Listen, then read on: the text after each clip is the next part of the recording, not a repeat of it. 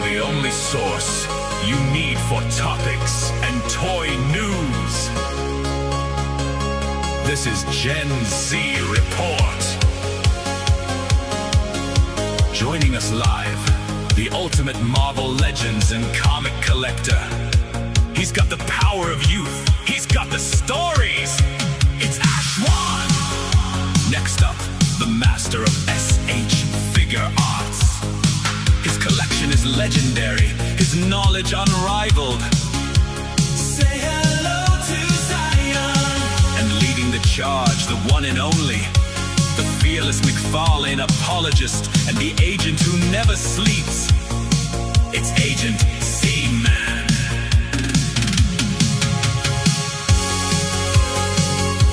The Gen Z Report. Your weekly dose of awesome starts now.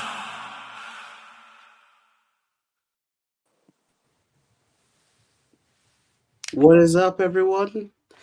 It is I, Agent Z-Man, and welcome to Gen Z Report, your weekly host of awesome topics, toy news, and pickups. I'm your host from A to Z, Agent Z-Man. Then we got Ashwan 231 Comics, and Hello, everyone. Of course, Zion from Hello. G Generosity. Don't forget the underscore. There you go. How are we all doing on this fine Saturday? Doing good. Good. Let me just check the chat. We got Keanu Leaves, always very early and always there first. He says, "Aloha, brothers. I'd like to take this opportunity to remind everyone that life is like a delicious drink that we should all take the time to drink and deep upon and chill." Well said. Well said. And we've got Faizan Ahmed 2859. Come on. It's my brother. But so today's topic, for those who don't know, if you can't tell by the title, we'll be talking about Punisher: One Last Kill, the special. Yes, we're ready. We're ready. That recently came out, and we'll discuss our thoughts and kind of like what we think could happen to Punisher after this, kind of like what his role would be in the MCU after this special. But of course, first thing we do is pickups. So I'll go first from A to Z. So, Kapow has been great. Just been getting tons of Soldiers of Fortune. So I've got the Saboteur. Very nice, very nice. And to stick it with the same theme of Big Bad Workshop, I mean, they should really sponsor me. I've been buying a lot of their stuff recently, so come on. I got this from BBTS, and this is Agent Carter from the Fresh Monkeys. So obviously, I think this is supposed to be representing the company Fresh Monkey Fiction, that is also responsible for Operation Monster Force, Soldiers of Fortune, Eagle Force, and tons of other stuff. So here we got, same kind of like suit body, but at least, it's a white suit in white tux. And, he's got a banana. He's got a banana. Let me showcase that better. He's got a banana. Well, there you go. And last but not least, I know these two pickups will be very interesting because, we delve into the weeb shit category.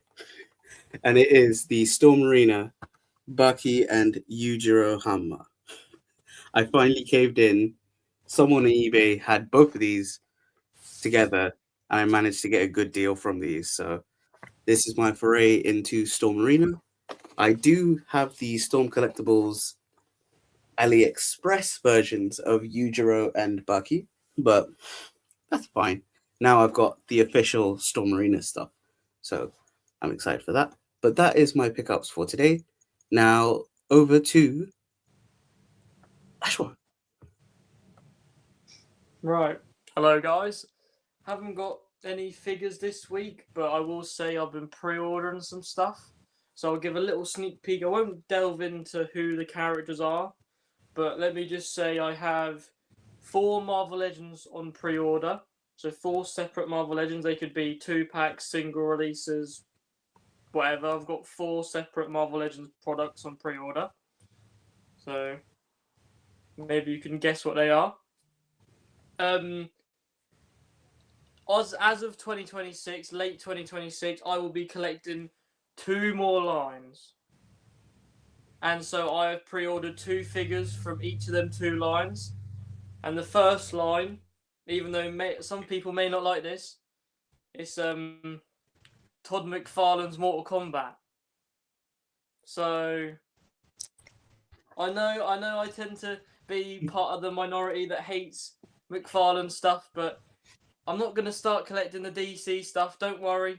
But I just thought in my head that the Mortal Kombat line, I just thought that they look like the best thing out at the moment to represent Mortal Kombat. I love the games that much. I just really want to get on this line just in case we do get the whole roster out of it and not have to wait years for maybe Jada to do it or another company to do it. And so I just thought, right, I'm going to get onto this line. Pre-ordered 2 recent characters that have gone up for pre-order, so I won't go into who they are, but they'll be in my house in the next couple of months, hopefully. And the second line that I've started collecting, which Zman will be very happy with, is I've pre-ordered 2 Operation Monster Force figures. Woo!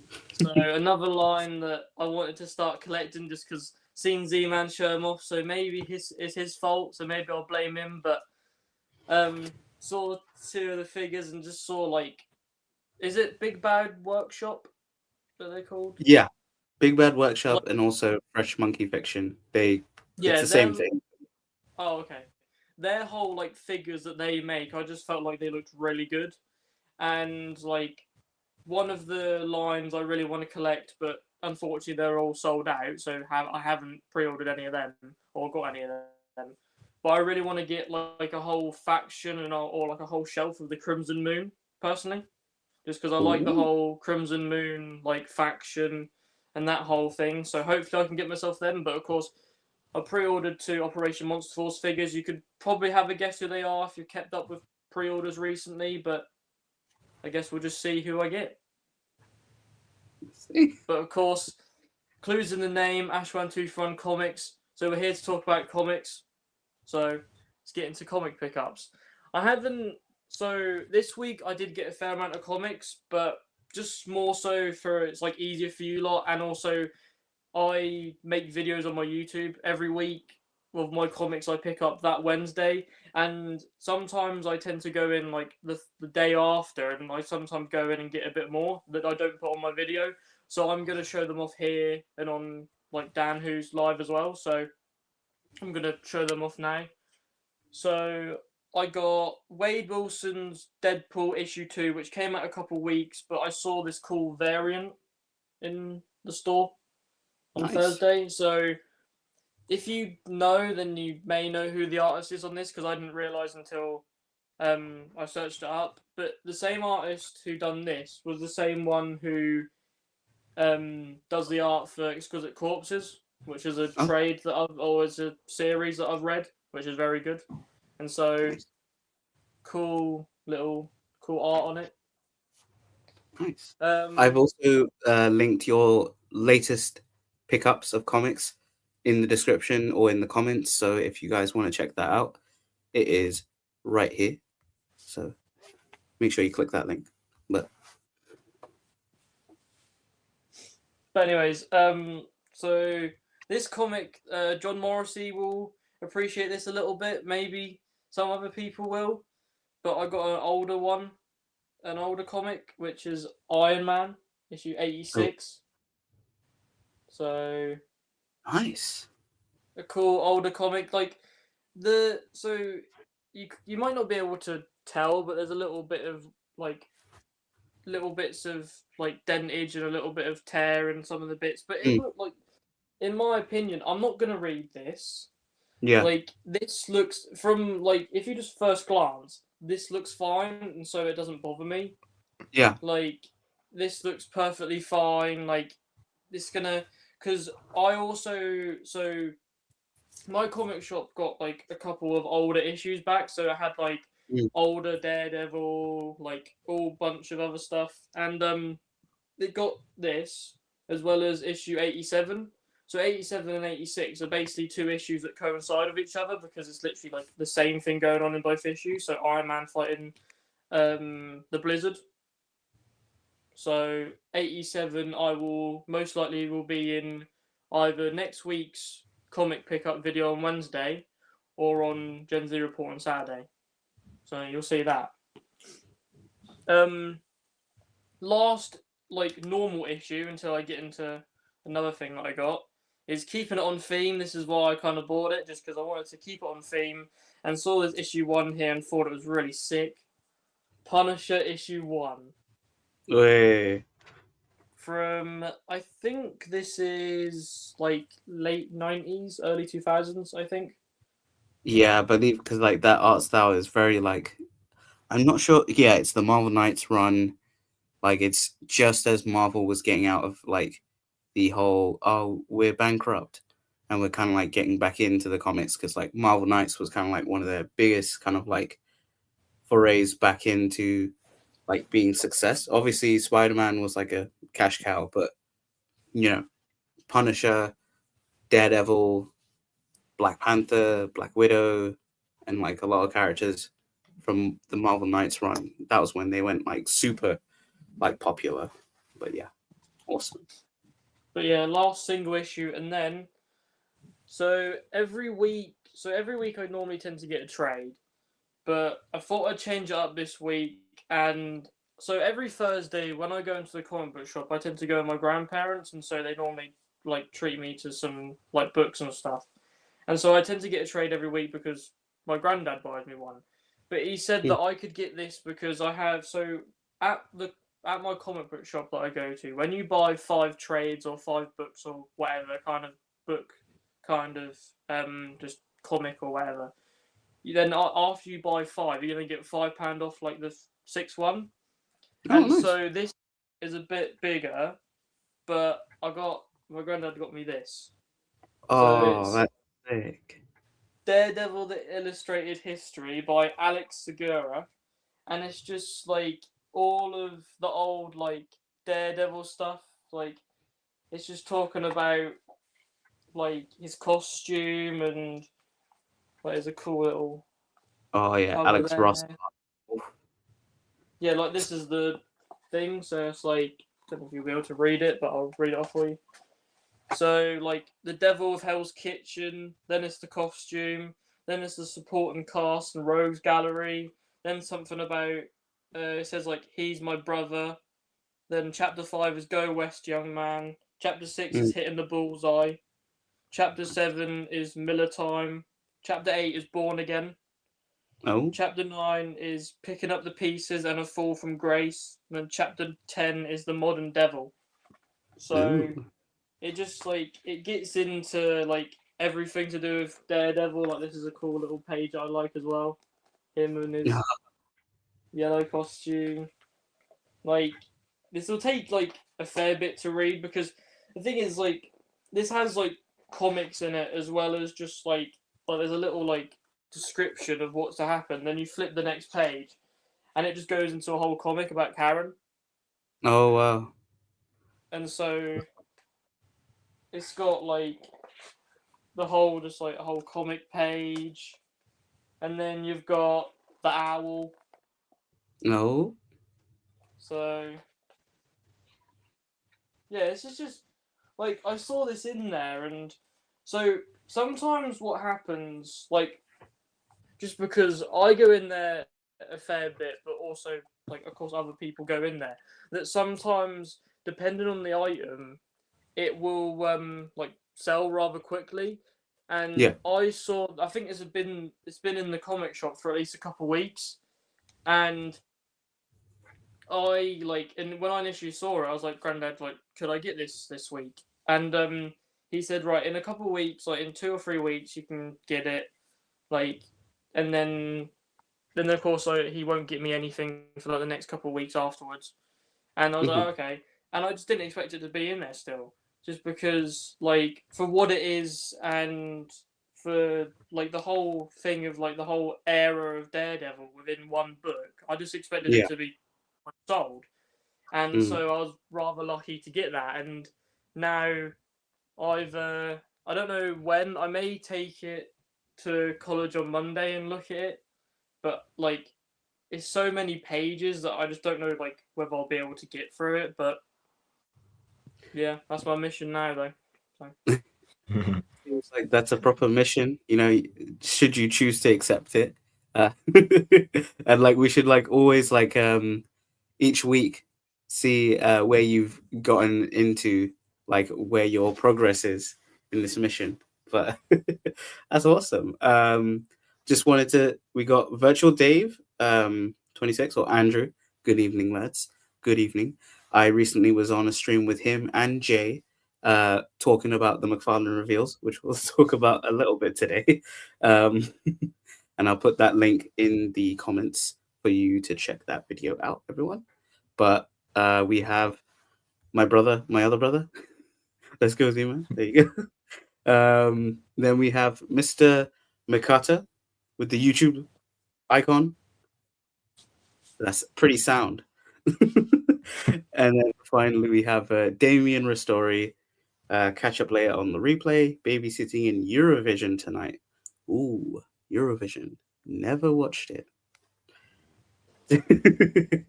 And Scotty Toys. Good evening, boys. He knows how to go in perfect timing. But was that your pickups for this week, Ashwan? Oh yeah, it's all pickups. Now, from A to Z, we get to Z, and it's Zion. Okay, so I don't have anything this week, but we'll have something next week. I have something coming on Wednesday, and I won't say who it is, but we'll give a clue that it is a Z fighter from Dragon Ball Z. Ooh, I can't wait to see that next week. Who knows? Who could it be? It could be a Yamcha. It could be Trunks. It could be anyone.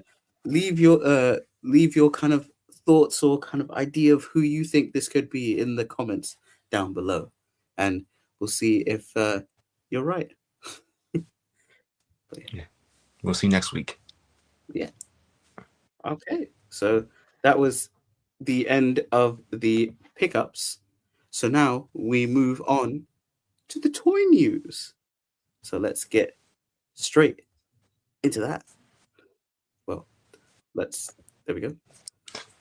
Now, first off, we have the updated photos of the 52 toys Street Fighter 6, Ryu and Chun-Li. Now, we've seen these figures, and it seems like these figures are coming very soon. I've seen a few influencers getting their hands on these figures. So just again, 52 toys. This is kind of more of like a fresher take in their 1/6 scale, 1/12 scale figures. They've done the Beast box and all sorts of box related figures where it can just crumple into a box. I should get an image to show that, but we're talking about Street Fighter here. So obviously we have Chun-Li. She comes with quite a lot, including different kind of dress pieces. So, and also the like not spinning bird kick, but you know, one of her kick moves effects. So you got that. She's got 3 heads, multiple hands. And she's quite, you know, I think this is a very good option if you weren't going for the Amazing Yamaguchi one. And they don't show the other skirt pieces, but they are there. And then we have Ryu from Street Fighter 6. Very, he's embracing the hobo look after, beating all the bosses. He's just like, I'm just chilling. So you can see he's got a cloth goods kind of like scarf sash, similar to how, like, if you know the lore of why he has that, then you understand. Oh, okay. But quick rundown: he was trained by a new guy at the end of Street Fighter 3, which this game takes place after that, even though it's Street Fighter 6. Street Fighter canon is all over the place. But there you go. But this is the latest in the franchise, so don't worry about that. But yeah, so obviously one of the great things about this figure is that it comes with kind of like fist effects or like kind of like punching effects. So you can do the Shoryuken like that. Then you got different heads. Yeah, 3 heads similar to Chun-Li, different hands. It doesn't show the... Okay, there you go. Now here's the full showcase. So both of them kind of have like different... I think Ryu's got more kind of like punch effects and, you know, kind of like swooshy like effects for fighting, as well as this Hadoken piece. So that's pretty cool. And they come with stands, and, you know, the Hadoken has its own stand, so that's pretty cool. And as mentioned, the Chun-Li has different skirt pieces, so you can actually have her move more. Because I know sometimes with like Street Fighter figures with like Chun-Li, because it's a plastic piece of like of the skirt, it can get in the way. So I think this is a brilliant way to kind of like mitigate that kind of like issue and just be like, oh, we've got that.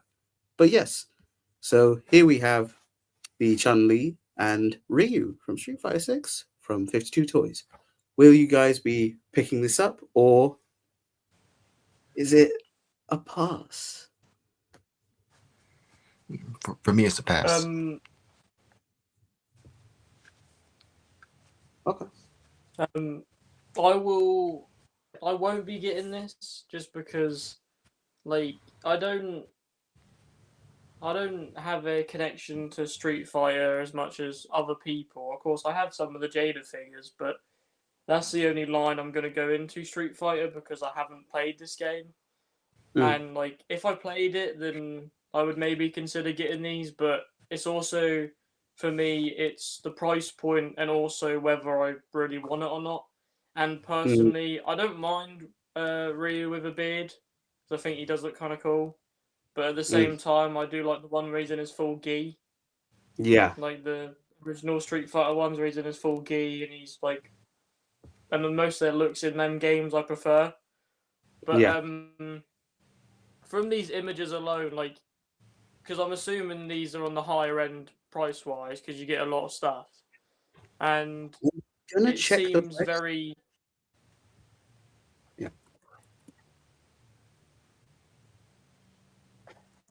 Let's see. Yeah. Okay. Yeah. They are a bit pricey. It seems to be. But, it like, is. Yeah. It's 180, isn't it? Yeah. It is just roughly 186, which I feel like they weren't. I don't know if that's if that's actually the price, or I don't know. I think this is the price because it shows like Ryu's price cheaper compared to Chun-Li, who is $269 but RMB. So it says US price hasn't been revealed yet. So who knows? That might not be the official price, but these are like the prices for Asia, Japan, and North America. So still a bit expensive. Oh, okay.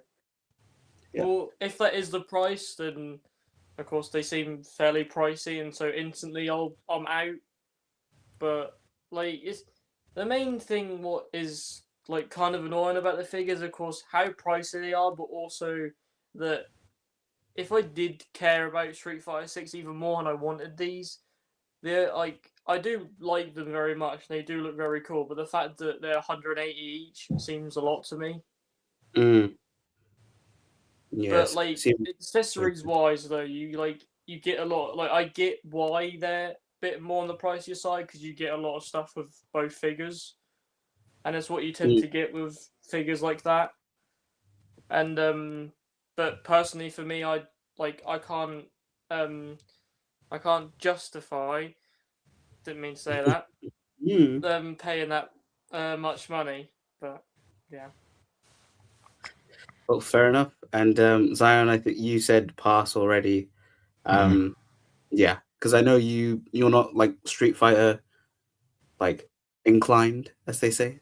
Yeah, I don't really have like a connection, like no like really like thing for Street Fighter. Fair enough. We got boys got toys. Alexi here. He's going hashtag justified. I mean, I said it way too many times on the recap, which you can watch.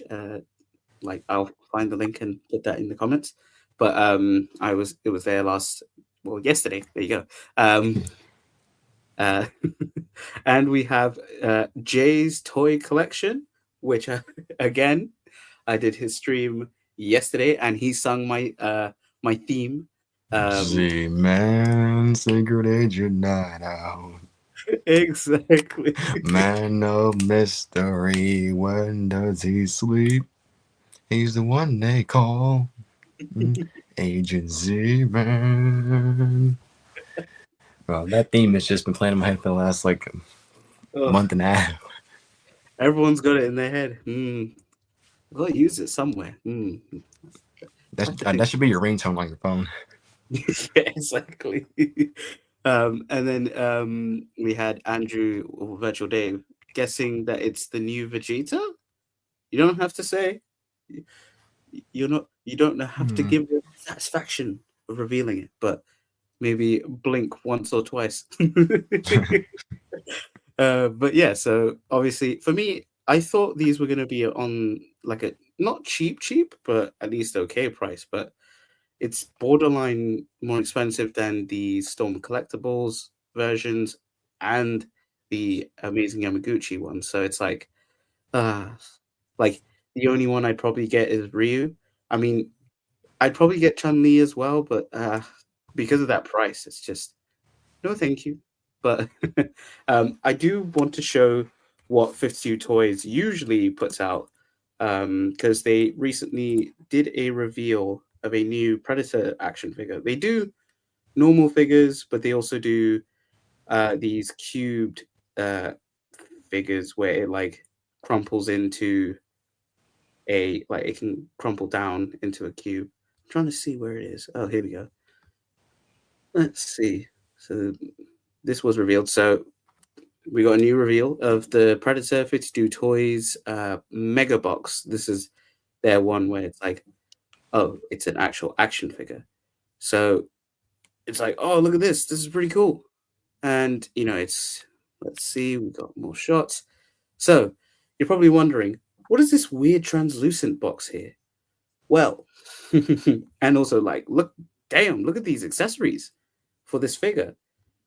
It's because you can cube this man and put him in that cube in your collection. So if you wanted to collect the cubes, as they say, you can do that and stack them up with other releases from 52 Toys. So my correction, this is the Beast Box. They do Beast Box. There's the Mega Box.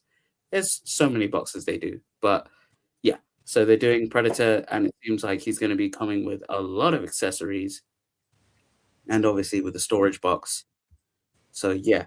Now, would this interest you guys, or are you like, I don't need a Predator figure and not one that turns into a cube?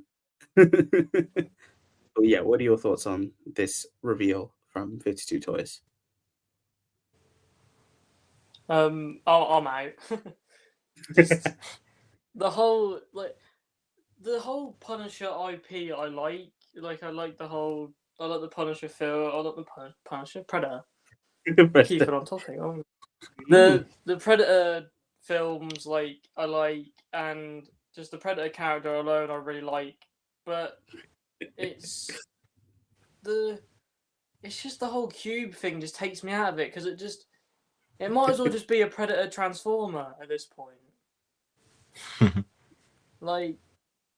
Yeah, it's just I don't mind it, but at the same time, I just personally don't want my figures being able to be turned into and also the scale of it as well. I know it's a bit on the shorter side, which realistically Predators should, I think they at least 6 to 7 foot tall. I think normally. Yeah, and I so mean, I don't think this is the right height.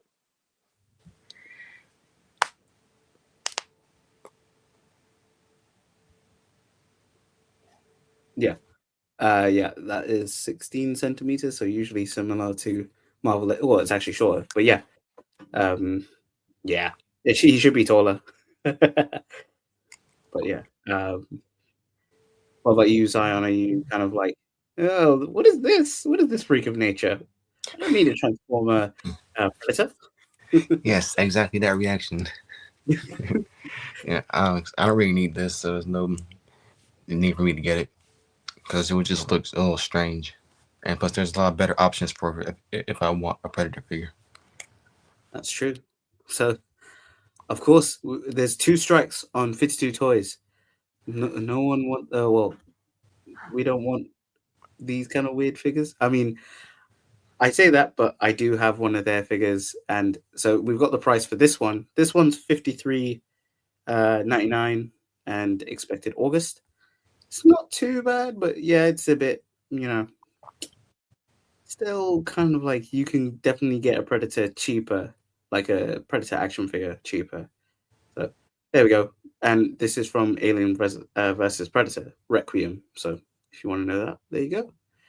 Now we move from Predator to Storm Arena, as we recently mentioned with the Baki figures. They had just revealed the variants of Dan Hibiki and Charlie Nash. Now, I was not impressed with their first foray into Dan Hibiki, just because he didn't really have much Dan Hibiki-isms. Like he didn't have these heads. So it feels like this is like a DLC that you have to get in order to complete your Dan Hibiki figure, because he's known for the purple gi, but if you want to get the heads that are iconic for Dan, well, Storm Arena is a bit cheeky, and they've put it in this figure where he looks like Ryo Hoshi or Ryo from SNK, or Fatal Fury. If you know who he is, then there you go. He was basically a ripoff of Ryu from a different franchise, and Dan Hibiki is a ripoff of those characters. There you go. Too much lore, but there we have Dan Hibiki in orange gi. And then, yeah, see, like, crying face is perfect for him. Then we have Charlie Nash. So I don't know what's new with him. Maybe the effect pieces and maybe the screaming head. But there we go. I know, again, this is Street Fighter, so I'm assuming this is probably a pass for you two. Yep. Enough said. I mean, that's the thing. Jada's gonna be doing the Street Fighter Alpha figures after Street Fighter 2. So I'm also on the board of just waiting for Jada, even though, Jada hasn't given us Scooby-Doo in their Scooby-Doo line. But to play Jada's advocate, they have almost finished the Street Fighter 2 line. So you got a bit of a mix kind of like situation. But yeah. You boys got toys. I like the sherbet gi better, to be honest. Me too. But there we go. From Street Fighter, again, a lot of misses because it's just weird releases. But I know, of course, this one might get everyone happy. It's McFarlane, and we start off with Batman. Batmansters as the title here on Toy Arc. So, just to be brief, here are the 3 Batmen. Oh, here we go. There we go. Here are the 4 Batmen. Math not mathing. So we have the Dead Man Batman, we have the New 52 Batman, the Dark Knight Returns Batman, and Nightfall Batman. Now, I'm assuming this is also going to be a pass, but do any of these designs, would you want this when Mattel gets this, or you kind of like, these designs are really rubbish, take them away from me sort of situation? I would when it comes to the Batmans, I really like these designs, but one of the main ones that I want, just because I don't know if they'd do it, but I wouldn't mind a Mattel Absolute Batman. Oh, but that's a different conversation. but Hmm. that and Matt Fraction's Batman run at the moment, Oh. because his suit is a bit different. So it's the normal. I'm pretty sure it's grey and blue, but it's a bit different. Like he's tweaked it a little bit, and there's little changes to it. But it's just the main thing. What is somewhat annoying, like, of course, I am gonna be starting collecting McFarlane, so maybe I can't really speak for certain stuff. But when it comes to the DC stuff, I know that a lot of people are somewhat annoyed because he doesn't complete teams, and of Mm. course we've seen to the past couple of weeks you get a shit ton of Batmans other than anyone else, which I do get because he's got a load of costumes. But it's just like the main thing. What is good about it though, in a way, is that all the figures that Todd does make of different variations of Batmans, I hope we get in Mattel. Like when it comes Yeah. to certain like variety, like in a way of costumes of Batman, I hope we get that in Mattel, because I feel like, yeah, Todd doesn't make teams, but he does like a load of weird, goofy outfits and certain stuff like that, and I feel like, which, to be fair, Mattel like solely going for teams is more better, but it may get to the point where like we may have to wait a fair bit for this like red costume or the cyborgy one or something like that, and so I would like Mattel to do these, and would like Mattel to do most of Todd's stuff that he's done before, just because personally I think they'll be better. But of course, we won't know until 2027 when maybe it comes to fruition. Yeah, exactly. Yeah. And Zion, are you similar? You know, you want different designs, but from and like absolute Batman, of course. Yeah. Has not. Out these four designs, the one that I want Mattel to make the most is the Dark Knight Returns Batman, because I already like that design, and like the artist is like a that different aesthetic for Batman, like similar to how like the Mafex Dark Knight Returns Batman looks very different from the Hush Batman. So I like to see like how Mattel does that, and like that contrast of like artist designs, and especially with the Dark Knight Returns. Yeah, I mean, the Dark Knight Returns. I've got most of these McFarlane Dark Knight Returns and Mattel, so I've been like, I'm like, oh, I'll get any Dark Knight Returns Batman. I haven't got the Mafex yet because, boy, Mafex is like I only gone into the Hush line and I almost got out, so it's definitely like but anyway, yeah, it is. Yeah, I mean, to be fair, the Dark Knight Returns Batman figure that they did in McFarlane is quite good, and you can see like it's got the swivel on the kind of like thigh area here, where because it was meant to ride on a big horse that was part of the Build a Figure wave or collect connect to build or collect to build, whatever kind of like gimmick McFarlane was briefly doing. Um, so you actually could have Batman riding on the horse like he does in Dark Knight Returns.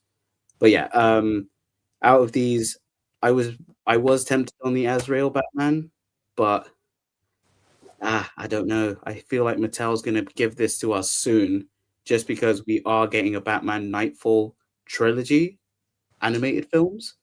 So I think by that time, Mattel will have the license, and they're going to do some things for this, Nightfall animated movie, or trilogy. So yeah, or maybe tempted to get the Batman Dark Knight Returns. It's saying maybe tempted to get a Batman, but which one? Oh my god! Oh, too many Batman. Anyway, yeah. So Dead Man, not interested. The New 52, way too bright of a gray because it's supposed to be gray and more panel lined. It's the same thing they did with the New 52 Superman from McFarlane. Way less detailed, and it was more paint deco than actual sculpt. So that was a pass, and this is a pass. But just want to check the chat. We have Rowdy Riles. What's up? What up? What up? Who recently subscribed to us. So shout out Rowdy. And then Kiana leaves.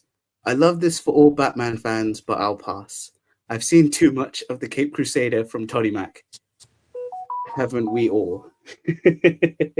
I mean, he's done a lot of Batman, so I think he will be remembered when the DC line goes away from him, of the man who did so many Batman but didn't do absolute Batman. Ooh, burn. But anyway, we move from this McFarlane to the McFarlane Toy Show. Now, this was geared up to be a Mortal Kombat classic stream. Unfortunately, although we had one of the members of the team dress up as Scorpion during the live stream, so he was very committed, and all three of them watched the Mortal Kombat movie, or Mortal Kombat 2, so that was pretty good. But this was all we had. Names and silhouettes. So from the Mortal Kombat Classic line, it has been revealed that they will be doing Kung Lao, Smoke, Baraka, Jax, and Shang Tsung. Now, they were kind of like, we do hope to do Shao Kahn and Kintaro, and they kind of like were kind of like maybe interested in the mega fig option for those characters, because obviously Shao Kahn, big boy, Kintaro, big boy with 4 arms, so you definitely can't put them in the normal packaging. But to have at least a pretty like good idea that we're going to get the full roster, that's pretty sick. Although, where was the prototypes? And the fact that this was a stream all about Mortal Kombat, but then it was done in the first half, or even like 10 minutes. But yes, so that was the reveal. Kung Lao, Smoke, Baraka, Jax, and Shang Tsung. And yes, Zach 9197. Yes, it's definitely a ooh. But yeah, so Ashwan, you did mention that you were getting into this line, and you've pre-ordered a few of the newer releases. How do you feel that about these reveals? Is it kind of like giving you more like faith in the line? Like, oh yeah, I'm glad I'm backing into this line. Or you like, why didn't they show the pictures? What the hell? Well, I'm 50-50 with them because, of course, like I said, I've pre-ordered 2. There's 2 within this list that I've got coming my way, so maybe you know of what that is. So if you know, then maybe take a guess. I may not say if that is right, but I'll just say I've got 2 coming my way. So I am, like you said, I'm starting to collect this line, which is a bit annoying now because one of the main characters that I do want to get, just because of how hard it is to get now, is Melina. And it's just the only 2-pack out of the 3 that isn't anywhere. I've been able to find the other 2 packs on eBay just to like have a look and maybe get at some point. And I'm able to find everyone else except Melina. And of course Jade and Noob Saibot, that's because we don't have them. And so like that's the only annoying thing, that's why I'm like 50-50 with these reveals, because, or 50-50 with this line as well as reveals, is because some of them, because of how high demand they are, and just because of how exclusives are, it means that we may not be able to get them, or at least if me and you both want to get Jade and New Cyber, which I'm assuming we both want to, we may have to pay double the price on like eBay or something, or get somehow like Kapow gets them in, or like, well, maybe not Kapow, but whoever normally gets them. I can't remember if it is Kapow, but maybe they tend to get some exclusives or someone else. But to get onto the reveals, so I was watching the stream without like any sound on, just because I was doing other stuff, and so I wasn't really like properly keeping on to it, but I just like saw this page and just saw them get revealed bit by bit, and so I didn't hear them mention the Shao Kahn. And so of course, like character by character, Kung Lao very happy with, of course. Storm Collectibles done one before, that looked fairly good. I'm happy to see what they do with their one, because the main reason why I've started collecting this as well is because Storm Collectibles for me is too pricey, and so I don't want to backtrack and get all of them when I know that line is now finished, but this one is now going forward. Hopefully, he's going to be a bit bigger, but I don't know. But Kung Lao, like I said, like look from like, and even though it's a black silhouette, like you can kind of it's like tell what it's gonna be because just like looks alone and from the games you can like kind of tell. And then so I'm happy, I'm excited for that because it's just like another different outfit, isn't like because one thing that like McFarlane have done, which I don't mind too much, but a lot of the characters that they've been releasing, getting onto the next one, Smoke. If that is Cyborg Smoke, then okay, it won't be that much of a problem. But it might be another Ninja Smoke, and it just means then, even though I get it because half of the game is ninjas, we've already got like just 5 repaints, which I don't mind because it's 6 repaints out of like. It's an easy thing to do, but like at the same time, it's just I wouldn't mind maybe like little differences, even though they exactly the same. But since we're getting the Smoke, then personally one of my favourites is I wouldn't mind Rain because Rain's pretty cool, but I don't know if we'll get him. But Baraka, very excited for that, just because like it's just the main thing that I'm really excited for about Baraka is he's not like that different. Like Melina to him, like they have the whole teeth thing, so it's kind of similar. But Baraka is like very different in character design to I feel like all the other people because he's got the whole like individual spikes and stuff on him, and like just he's got the long, massive like sword type spike things that come out of him, and it's just he looks from like a normal standpoint, he just looks way different than like your basic ninjas or like Raiden, Luca, Johnny Cage, and Liu Kang. Yeah, mess my words up there. And Liu Kang and stuff like that. So he's a bit like different, and he's got all like bumps and stuff on him, and so like I'm excited for him because he's the first one I personally think that is the most different, and so like I'm excited going forward to see more maybe different characters, like you were saying about Shao Kahn. And like the next like reveal that they show off, well, they didn't really show it off, but show a silhouette was Jax.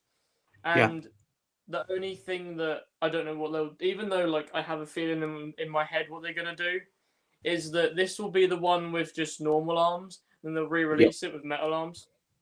And so like, which does make sense because it's game accurate. So like, realistically, it does make sense. But happy for this just because. So like I said before, it's not another ninja, which ninjas like is good, but it's another completely different looking character. He's in all of the games, if not 90% of them, and so like Jax is a big part of most of the games, and so like you kind of need him there, like, and then of course getting on to the next reveal, which is one of the big bads of the whole Mortal Kombat franchise is Shang Tsung, and so excited to see. Is that Shang Tsung his like first ever look? No, it's his. It's this they clarified that they're only going right now for the MK Mortal Kombat 2 looks from the Mortal Kombat 2 game, not the movie, but the game, and so this is Shang Tsung with his little cap that he had during the second game, and then later on in the third game he has the eyeshadows and everything and that stuff, but not the old man look. So this is the young version of Shang Tsung. Oh, okay.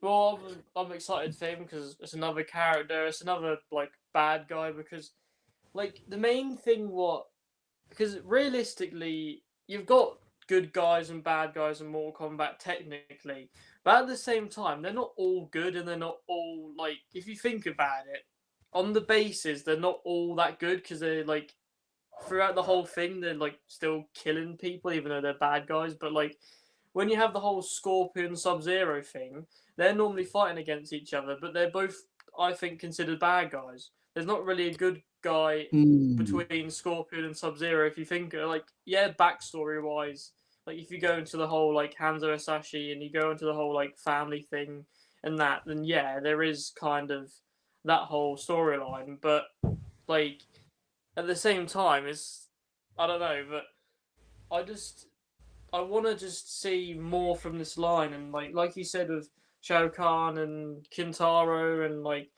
it's just like I want to see bigger characters and just more characters be shown from this line, because we've got 5 new reveals, even though we haven't got renders, we haven't got like prototypes, we haven't got really anything. But I just want to see more from it. So like Shao Kahn would be perfect. Like I think personally you should put him in a big box, put him in a throne, even though it's literally straight up what Storm Collectibles did. But Mm-hmm. like you can't not have Shao Kahn with his throne. I think Yeah. like, it just makes it like you can't really, because it's one of his main things is to have him just sat on the throne. If you kind of like single pack him and not have him with anything, or at least single pack him and then make another one down the line, and like it's just I personally think if they release Shao Kahn straight away, put him in a bigger box, because they've done it before with certain things. Put him in a bigger box or put his throne separately, like they did Mm. with Lobo's bike recently. Like Yeah. they could do that. Like it wouldn't bother me too much, even though it's a bit more. He has to then buy 2 separate things. But if I get his throne, then at the end of the day, I'll be happy. But Yeah. when it comes to other characters in the line, and like I don't know if you really want me to get into this, but I'm gonna quickly just list off like 1 or 2 characters that I would want to see in the line, if that's okay. Just because I just thought about it. Is that like one of the main ones I want to see is Goro, just because he's another big character. Like it's just like scaling wise, like I don't know, because I know that McFarlane do make bigger figures, and so I don't think it would be that much of a problem. But it's more so just to see what it looks like and Yeah. to test that like they're able to do it, kind of thing. Because if they can make Goro, then they can make Shiva, then they can make Kintaro, then they can make I can't remember the guy who's is it the guy with like half horse guy, Oh, like centaur kind of. Motaro. Yeah, Motaro, like make him as well. Like characters that big, which are in Mortal Kombat, I feel like after they take that step of making like a Goro, even though Shao Kahn is big, he's not as big as Goro or Kintaro or Shiva, and so I want them. I'm gonna wait until, or not gonna wait, but I'm gonna see until they make Goro just to see like whether they actually go full out with this. But like 2 figures or 2 characters that I want to see is surprised that we haven't got her yet, even though like I at least think maybe she'd be in this 5, or maybe hopefully she's gonna be released soon, or a random surprise. But Sonya Blade isn't in this Yeah. like at all. With Sonya Blade and like I'm probably you're guessing like Kano as well.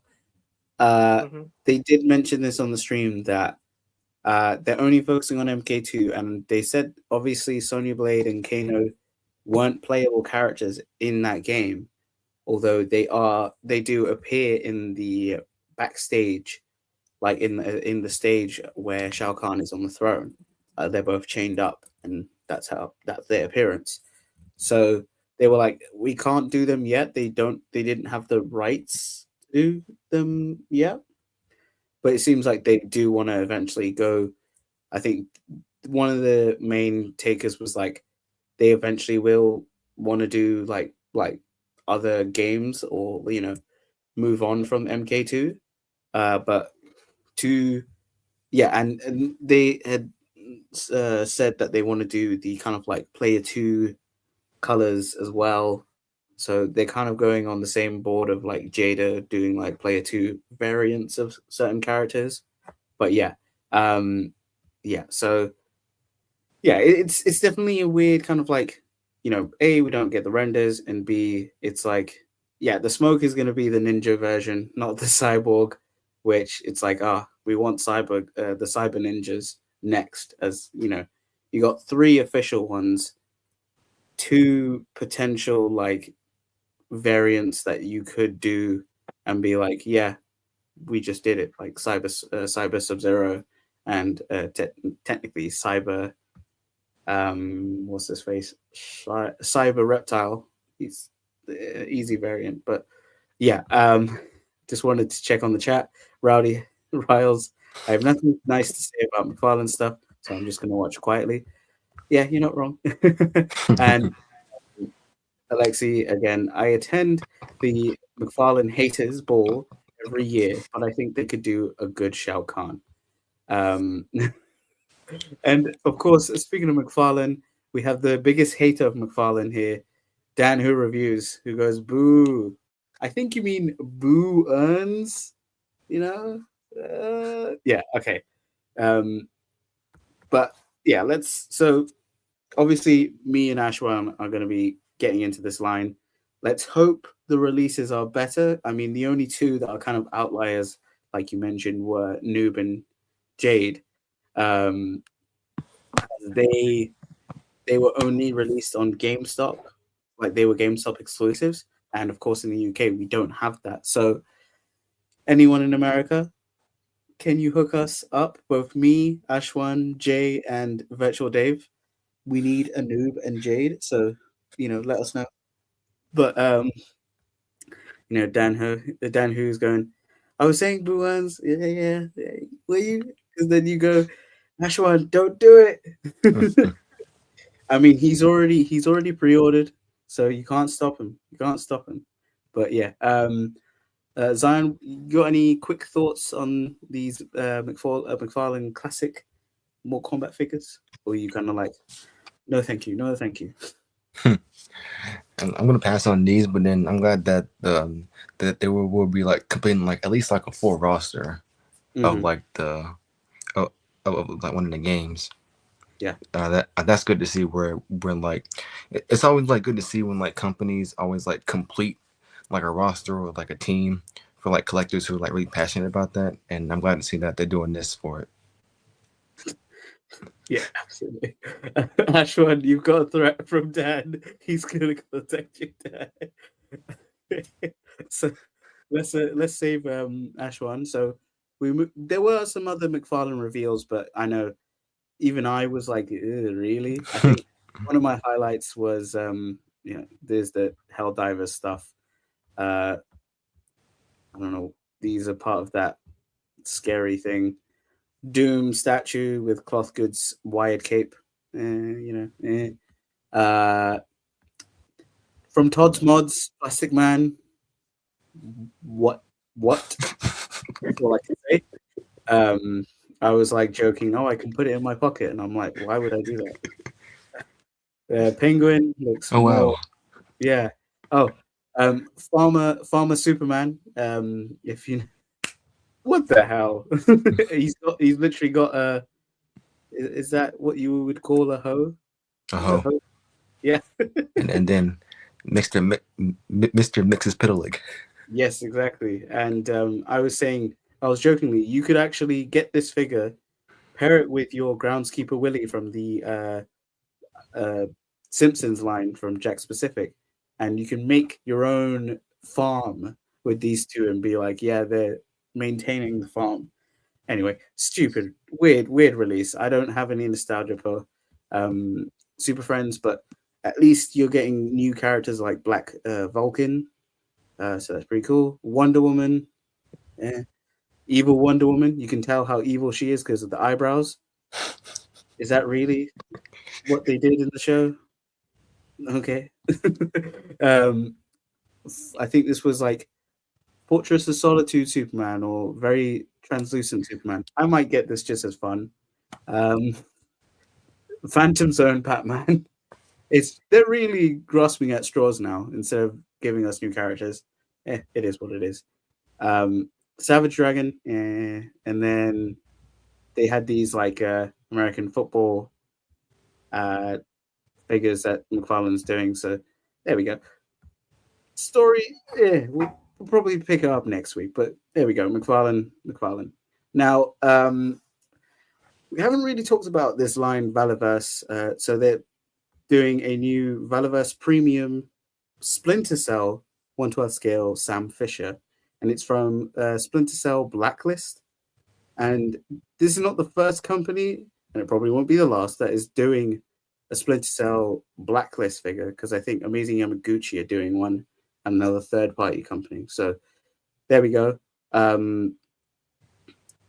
It's December 2026. I this one, have you guys played Splinter Cell? Or,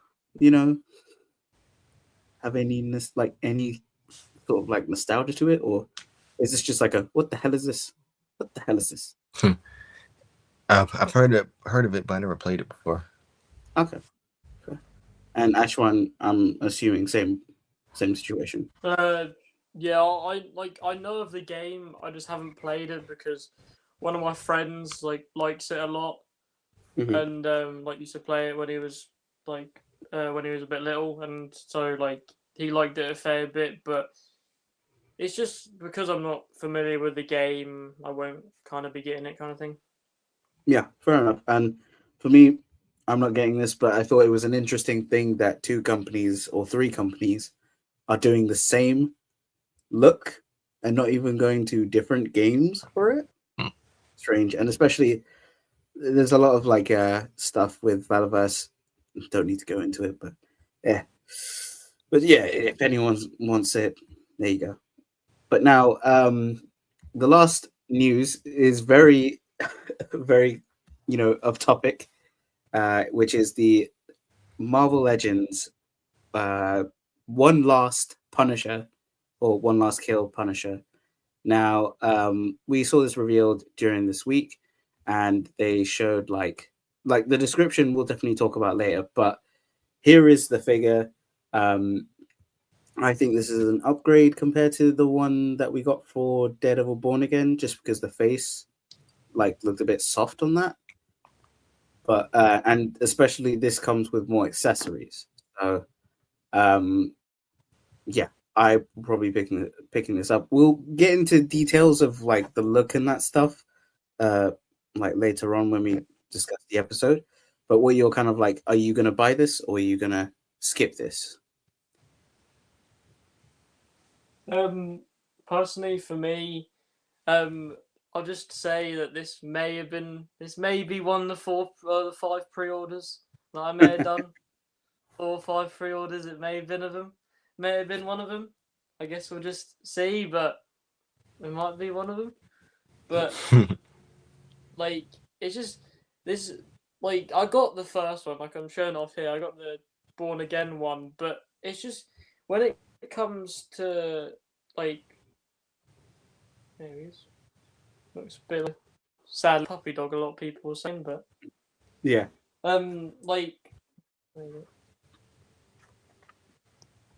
Try get his. Pop his head off. That's what his head sculpt looks like. Very sad face. Yeah. But it's for me, it's just I'm trying to I haven't bought as many comic figures recently just because I'm trying to build out some MCU shelves, and this helps with it. And even though it's another Punisher, because this Punisher look is different, it will be able to be fudged into a different part. I won't have these two probably that close to each other. I'll probably have them fairly apart, but it's a completely different look. It's him with a beard. It's him a bit more bulkier than he is in this figure, and so for me, it was an instant pre-order. I said it is one of my pre-orders as fact, but for me it was an instant pre-order just because with the whole things you get as well, to think that this is the same price. I'm pretty sure at least, if not more, than that Punisher, and look what you get with that one. You get way more accessories. You get with this one, you just get a normal pistol and a axe and a little knife you can put somewhere. But with this, you get a shotgun, you get a blast effect, you get some little grenade things, you get an alternate head sculpt. You get way more for your money than this figure. So if you want to get if you wanted a definitive Punisher and didn't want to get two, then I would definitely go for this one if you can. Like, because you get everything you like need, even though like he's got his like arms out and stuff, so maybe you don't want that in a Punisher. Maybe you'd rather like him more covered than maybe go for this one. But like you could easily at least I probably won't do it just because but I wouldn't be surprised if a lot of people put like a leather like a custom goods coat maybe look a bit cool. Yeah. But yeah, like personally for me, this is definitely worth the money, and that's why I pre-ordered it, to be honest. And it did help that I think the day that this went out on pre-order, the day after was Punisher One Last Kill, and so it got me more hyped for One Last Kill. I'm pretty sure. Yeah. So Okay. yeah. And Zion, are you on the same boat of like, I'm gonna pick this up, and it's a great figure? It looks great and it looks like very accurate. And even though I don't do like live action figures, this might be an exception because like of like how it looks and just and that Punisher feeling that I am right now. It's just maybe. Yeah. Maybe. Okay, fair enough. So I think I'll be picking this up as well, but I'm not pre-ordering it. I haven't done any pre-orders like of apart from ironically McFarlane. So yeah, no, I stick with like I wait until I see it in person, then I'll pick it up because sometimes with these shots you really like sometimes it's a bit different when you see it in person or when they show like it in like a display, then it gives you more kind of like, oh, this looks actually nice. But yeah, so that was the toy news. There wasn't much else apart from a lot of McFarlane stuff. But let's move on to the topic, which is the Punisher One Last Kill special, our thoughts and verdict. So let's get straight into the walkthrough. Now, so the series, the special starts with some chaos that's on the street. Normal people like this individual here, walking his dog, having a good day, and then all of a sudden these random thugs come up, just harassing him. And unfortunately, I didn't want to show the picture, but his dog gets thrown onto upcoming traffic, and obviously the dog dies. And it's just showing this weird sort of like run down New York City, because it is taking place in New York City, I'm assuming. And it's just chaos now. And we get like we see this and see what's going on. And my initial thoughts was like, is this because of Daredevil Born Again season 2? The fact that there's no Fisk, there's no sort of like, Daredevil's not there. Like, what were your like the setting of this special at the beginning, where it was just pure chaos of like thugs and well, obviously we'll talk about like who the thugs work for, but yeah, what was kind of like your thoughts of like seeing this kind of like craziness at the start of the episode where you literally see a dog get killed and there's no one there to save? Like, it feels like an abandoned city. What was your thoughts on that? I when watching it, because like I won't like get into anything, but another series had an episode this week, and like I won't say what it is, but nothing happened in that one. But like that series has a dog in it, and I thought they were gonna do it for both of the episodes this week because I saw this first, and Right. like I thought, right, they're gonna like kill a dog in this and that, and I was like, my day's done, my day's finished, because like I feel like, of course, it depends on the person, but I'm assuming because I felt it because I have a dog. It felt more impactful for me, and I didn't like the scene as much, even Mm. though is as much as I didn't like it and didn't enjoy it because of course you wouldn't, but it sets a tone for for the presentation. I think like to set it off like where you have this rundown New York place of New York, which it did surprise me a little bit, but at the same time, when you said about thinking about the Fisk stuff, and also just thinking about I don't know in the top on the top of my head that how big New York is, but I Mm. know there's at least a fair bit of different places where I wouldn't be surprised if a place in New York in the MCU would look like this anyways, even if it weren't for Fisk's um mayor vacancy or anything, just because it wouldn't surprise me too much just because of how New York tends to be in the MCU and just Marvel in general. It doesn't surprise me too much.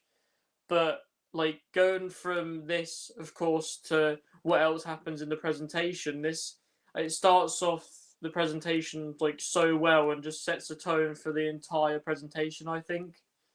And like Scotty said, it is massive. So this is probably only a little a little part of it. So I'm not surprised if this looks like this and then in Brand New Day it looks a bit more nicer and Daredevil looks a bit like this but somewhat alright because it's like Scotty was saying, it's massive, and so it doesn't. I don't think at least I can't remember if they ever say what part of New York is in.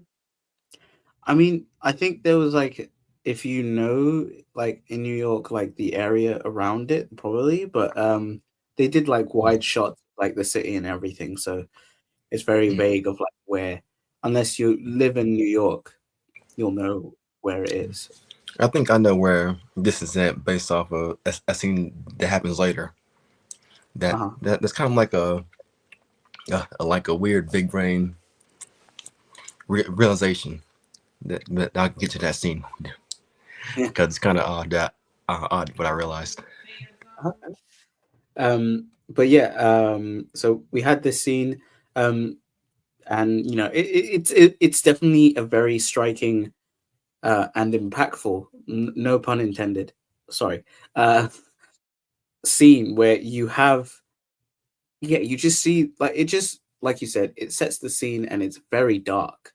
And I think Punisher, you expect that, but you didn't when you saw the other shows, it was more so of just violence, but as in gun warfare, gunfare, fighting and that stuff. But this is just civilian being attacked by some thugs, and it's just whoa, we're already starting crazy. But and we see we see Frank just pass the street and kind of just not give it a stance, so which moves on to the next part. Frank, now this is a weird, we kind of see Frank is just out of it, and they in the show so I forgot to say, spoilers alert, we're covering the show, so come on. And these were from trailer anyway. We see Frank in this very basic apartment, so of course he's just found somewhere to kind of stay. He's clearly not got a lot there apart from this kind of I think it's a chest of his stuff. But he obviously he's got PTSD, which has been covered in his shows, and when we saw him in Daredevil Born Again season 1. But we get this new kind of version of it where he sees visions of his army corps or military soldiers, and one of them of course is Curtis, who was a regular in the Punisher season 1 and season 2. Now seeing him in this scene of visions of people who passed, or kind of cause a the PTSD and sort of hurt and struggle, that he goes through. Like he's clearly like this is more of like like it's a very severe version that we've seen like Punisher go through his PTSD, and seeing his like soldiers going up to him, like his cadets going like atting him in his face like you're not doing enough, or you're supposed to be a soldier and whatnot. And like we later see like how deep it goes for like Frank, and this is pretty much right after this scene of violence. We just get this kind of like very deep emotional scene with Frank and his like visions of the past, as you will, because it is PTSD. And like one thing that's stuck out to me, because we see in the special Curtis showing up, but it's almost like he wasn't there. It was just like an image of him, and I'm like, Curtis didn't die. And we see another vision later on of a character who isn't dead. So it's just like, oh, so he isn't dead, but why is he not in this show? Yeah, what were your kind of like thoughts of this kind of like scene of his like PTSD in full display? Well, like with his army, his lost soldiers, as they say. Like for me, I'm gonna quickly like add on to the first picture because I just remember something as well. Is that with the how it starts as well is for this being a special presentation and being like 45 minutes long, like you, of course, the writers and whoever works on it, like when you have an antagonistic figure, you want, of course, them like you want them, or you want the viewers to hate them, like, and throughout the whole, like, throughout either the whole thing or just by the end hate them. And I feel like from the start you hate that guy who done that to the like homeless guy. And so I feel like that's also a good way to start it off because you already hate him, and so whatever happens to him, you're like, yeah, like whatever happens to him, if something does end up happening to him, like you're happy, and like if anything bad else, like if anything bad, if he does anything else bad, like you of course want him to like suffer for it, kind of thing, or like annoyed with it. But to get onto this like Punisher scene stuff thing, it's like it's kind of like to coincide this with like comics, like it's kind of a bit different. But at the moment, in the most recent Punisher run that is ongoing at the moment, he like also is not mentally there. Like still, like he's had like other effects. Like of course, Punisher isn't mentally there anyways. Like it's not like an abnormal trait for Punisher to be in or to have. But in the comics, like he's fully out. Like he doesn't know what's going on. Like he like in the comics, he's like at least every issue, he's like nearly breaking down and like not knowing what to do. Like he can't handle it because he's had like stuff go on in his head, and like he ends up having to take like pills for it to like control it, and like just when reading that and going from this, just him like seeing stuff, like you said, him like there's 3 soldiers with him in the room. One of them's Curtis, and 2 of them is, I think you said, like his cadets or just like other army people. And like he's just going through like because there's multiple like camera changes, and it's just him in this room just going through these like mental thoughts, and just like it's like Curtis telling him like certain stuff, like where he's gone wrong, and him just like going crazy and not knowing what to do with himself. And then like you were saying with the Curtis thing that happens later on, like he's just there's a like throughout this whole presentation, like he's seeing stuff throughout the whole thing. Like he's like one minute he's like seeing Curtis, the next minute he's seeing someone else. Like the next frame he's seeing someone else, and it's just like to add to also the first scene where it sets the tone of like, right, this guy's really bad. Like it sets the tone straight away. Like we don't like this guy. We like this homeless guy because what happened to him, kind of thing. or feel sorry for him. And it's like it also the next scene then sets off how the Punisher's going to be in this, because like he's now already going through like mental stuff, and so like what's to come in the rest of this presentation if he has to face what he normally has to face in the comic book adaptation of this story. So if you know that, then you know of what is to come in this. But the fact that he has to go through that as well as just like seeing Curtis or like seeing other people, he's going through some shit basically, to put it lightly, throughout this whole presentation. So we have Keanu Reeves going, great acting, great story, very straightforward, but unfortunately no boobies. you get Frank Castle boobies. Yeah, exactly. And Zion, what were your like kind of like seeing Frank's PTSD in full display? Like, what was that like to experience that in the, you know, to kind of like have that as this is where Frank's at right now, or at this? I like how they're not shying away from it, or not trying to like water it down. I like how they're actually like going full fledged of like showing like the PTSD, like his struggles for it, and it like does like a great service to who the character is, and him showing when showing like his old like army soldiers, his old teammates, it shows that like how like Frank does.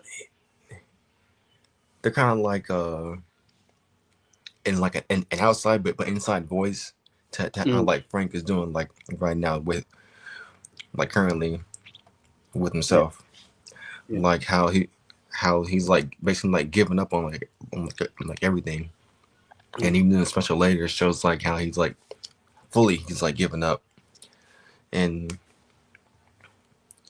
overall this was a pretty good scene with great acting, especially from John Bernthal, so props to him. Yeah, and like I do want to like mention, like, although we see 3 soldiers and that stuff, the only soldier we don't see and we don't get like a reference to is Billy LaRusso or Billy Russo. I think it's Russo. LaRusso is more Cobra Kai, Miyagi-Do kind of thing. AKA Jigsaw, who I think in the Netflix show was done terribly. He barely looked like Jigsaw, but like he was great as a villain in season 1. Season 2, yeah. But yeah, that was one of the weird things. We didn't get him, but like at least we obviously got Curtis here, and like that moves straight. We'll go straight forward to kind of like here, where like we see the PTSD of like his soldiers getting to him, of like how he's the last one, although technically we still think Curtis is still alive. So it's like, yeah, he feels that the loneliness, but then it gets even worse when he visits his family's, graves. Yeah, graves. Thank you. And he's pretty much like, I didn't want to show the image, but he is breaking down and he's gonna kill himself. Like that's like, or unalive himself. I don't want to, don't want to anger the YouTube higher ups. But yeah, he has a gun and he's about to unalive himself, and he has these flashes of his family, and it's like great to see that they brought back the mother, like his not mother, his wife, the same actress, but obviously the kids have been recasted, which it makes sense. It's, you can't have the same kids play that same role after years since like season 1, but it's definitely such a brutal scene to see like Frank here, but to play like a watcher of Punisher, like being that kind of like the fact that we've got like 2 seasons and Daredevil Born Again, his part in that. This was the more like severe version of it, but we did see this in season 1 and season 2 of his PTSD, and like there is an overall kind of like thing that the special has a unfortunate same cycle, same situation, but in different viewage that we see like Punisher in the sort of like mode of quitting in each season, and then all of a sudden a force comes into his way and he has to come back, and we'll get to it. So obviously we have this scene, then because I'll go through these and then we can like go full discussion about these.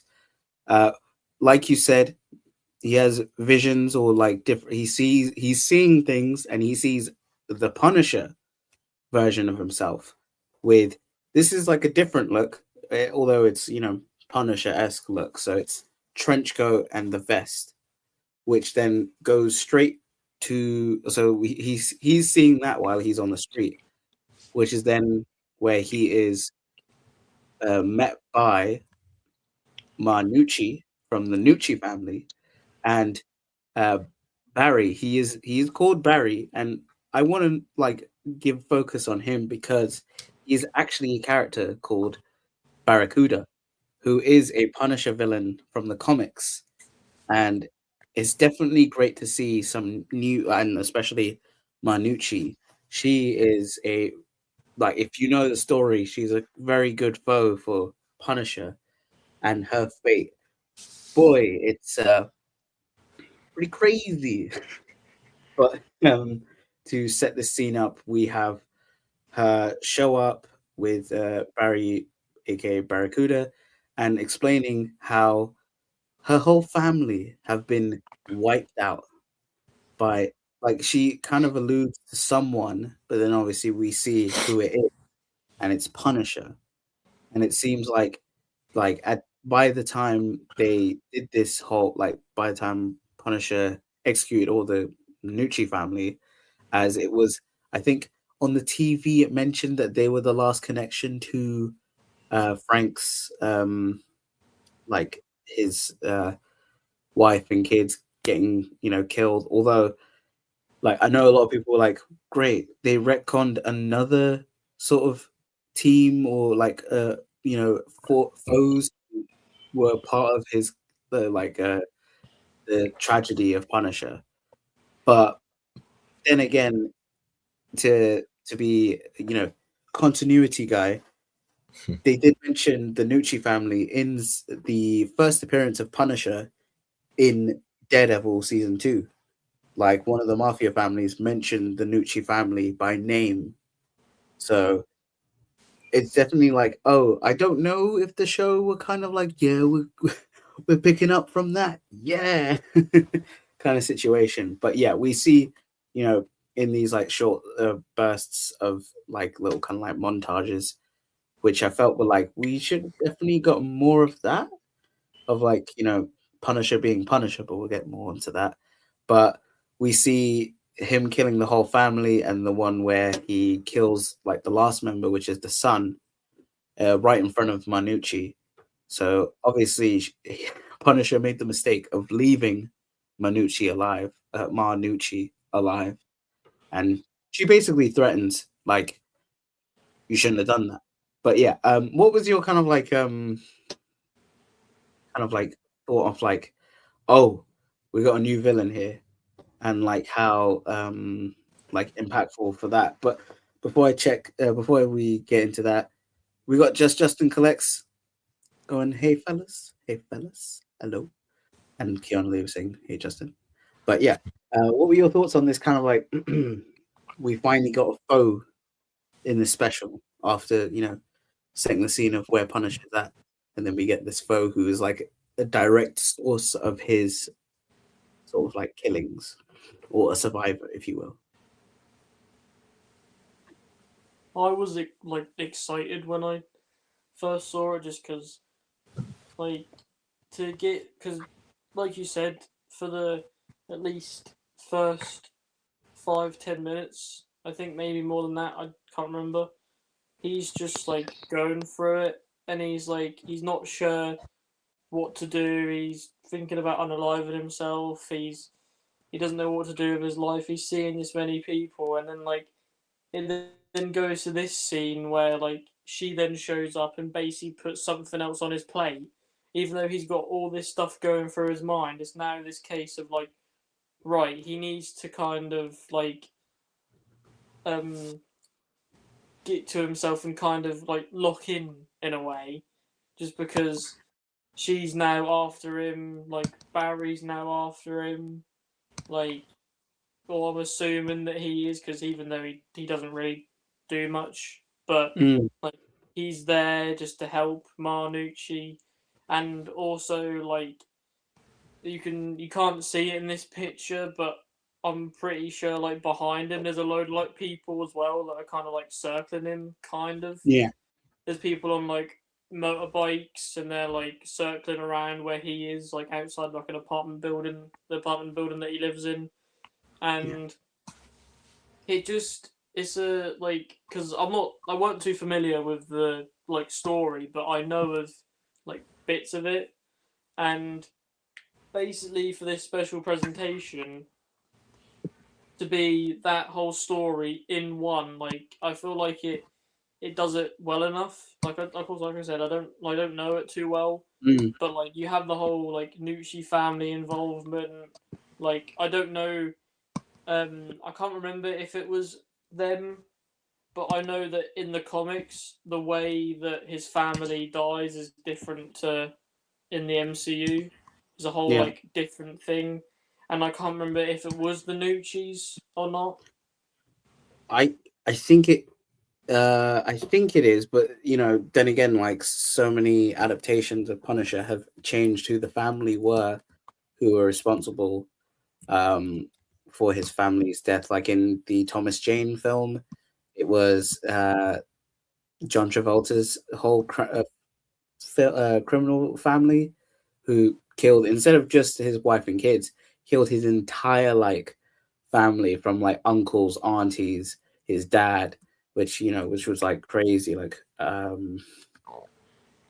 yeah, like that was like insane. Like, and they didn't even shy away with like how they killed Frank's kid and wife, because in that film it's just one kid and his wife, and like it's literally the guy just running over with a car of the wife and the kid. And it was just like, wait, what?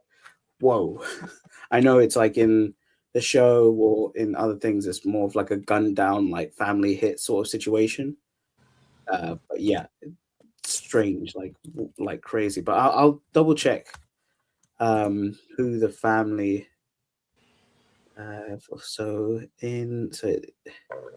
yeah, it's in the original comics. It's the mafia, the Costa crime family. So not the like I don't think the Nucci family, but obviously Marnucci is just part of like a kind of like the mafia or sort of like crime families of New York, because a lot of things is that you have that um with Punisher. He takes down a lot of crime families, but to be what the MCU have done, there've been there's a few people who are responsible. So one of them is Agent Orange, who is William Rawlins, then Colonel Ray Schnoover, aka the blacksmith, then Billy Russo, Jigsaw, and then they mention crime families like the Nucci, Kitchen Irish, Dogs of Hell, and the Mexican cartel. Yeah, so in the MCU, there's a lot of people who are responsible for just you know the accidental, because it was part of like a whole scene of where it was meant to just be a like deal that happened that went wrong, but then it's been like, oh, Frank's family were put in there like the crossfires because they were like, well, we need to get rid of Frank, but obviously they missed, or they didn't miss, but yeah.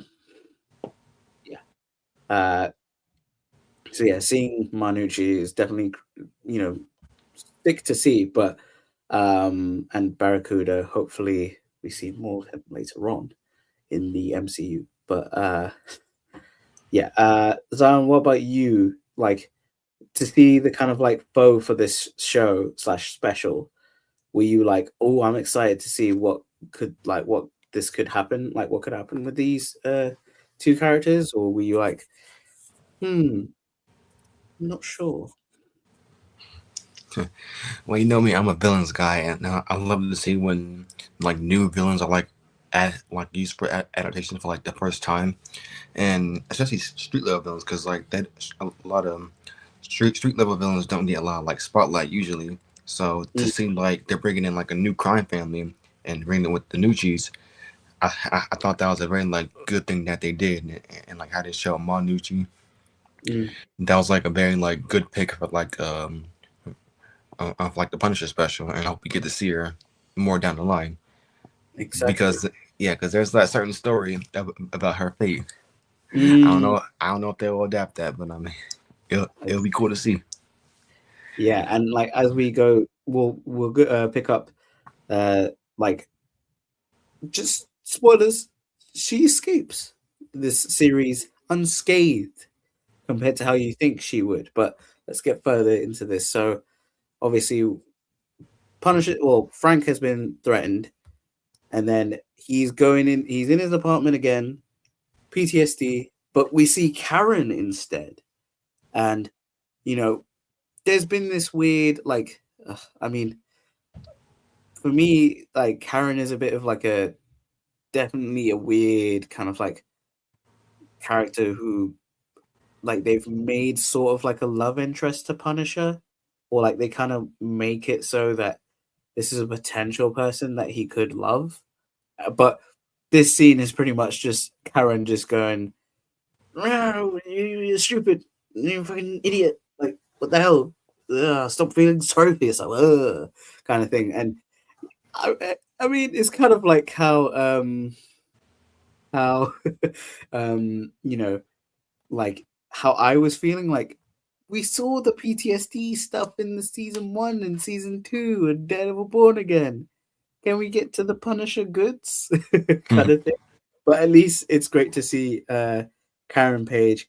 I say it's great to see, but you know, I thought her character should have died back in Daredevil season 3 when they adapted Born Again the story. But potato potato. Alexi, your boy's got toys. Hydra killed Frank's family. Just wait for the next Punisher content. Imagine. Oh boy, that would be strange. I mean, The I culprit for mean, Punisher's death was Baron Strucker. oh yeah, exactly. Even though we seen Baron Strucker in the MCU, played by a guy who was very like Liam Neeson esque.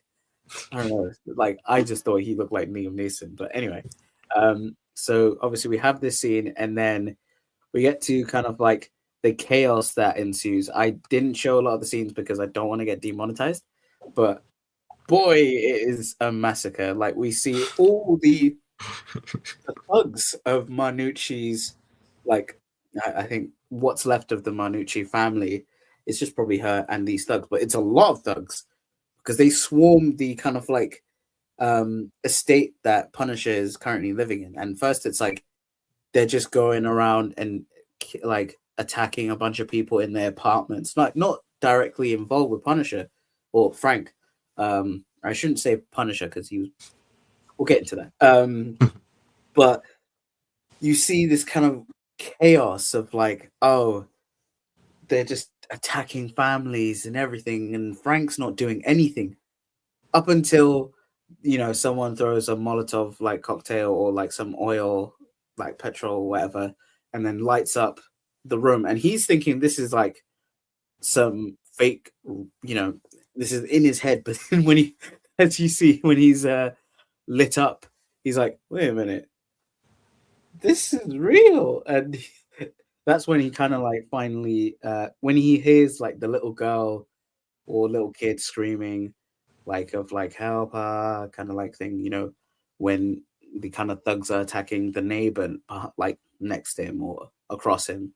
So it kind of, this fire kind of kills the kind of like, you know, I don't know what you'd say, like kind of like, oh, Frank's kind of guilt, and he's like, you know what, no, I need to stop this. So then from this we have the insane kind of like fight scenes that we get, very brutal, mind you, and it's probably the most brutal scene of Punisher, where he's just, I can only say and not show because don't want to anger YouTube, but he's stabbing people. He's like, using multiple guns that they drop, and he's using every sort of like technique. And I think that is one of the highlights of this special, where it's the action. The action is where it's at. But obviously, he's mainly in civilian garb while he's doing it. And oh, Justin. No, it was Bucky. Oh yeah, imagine Winter Soldier killed his family. Oh boy.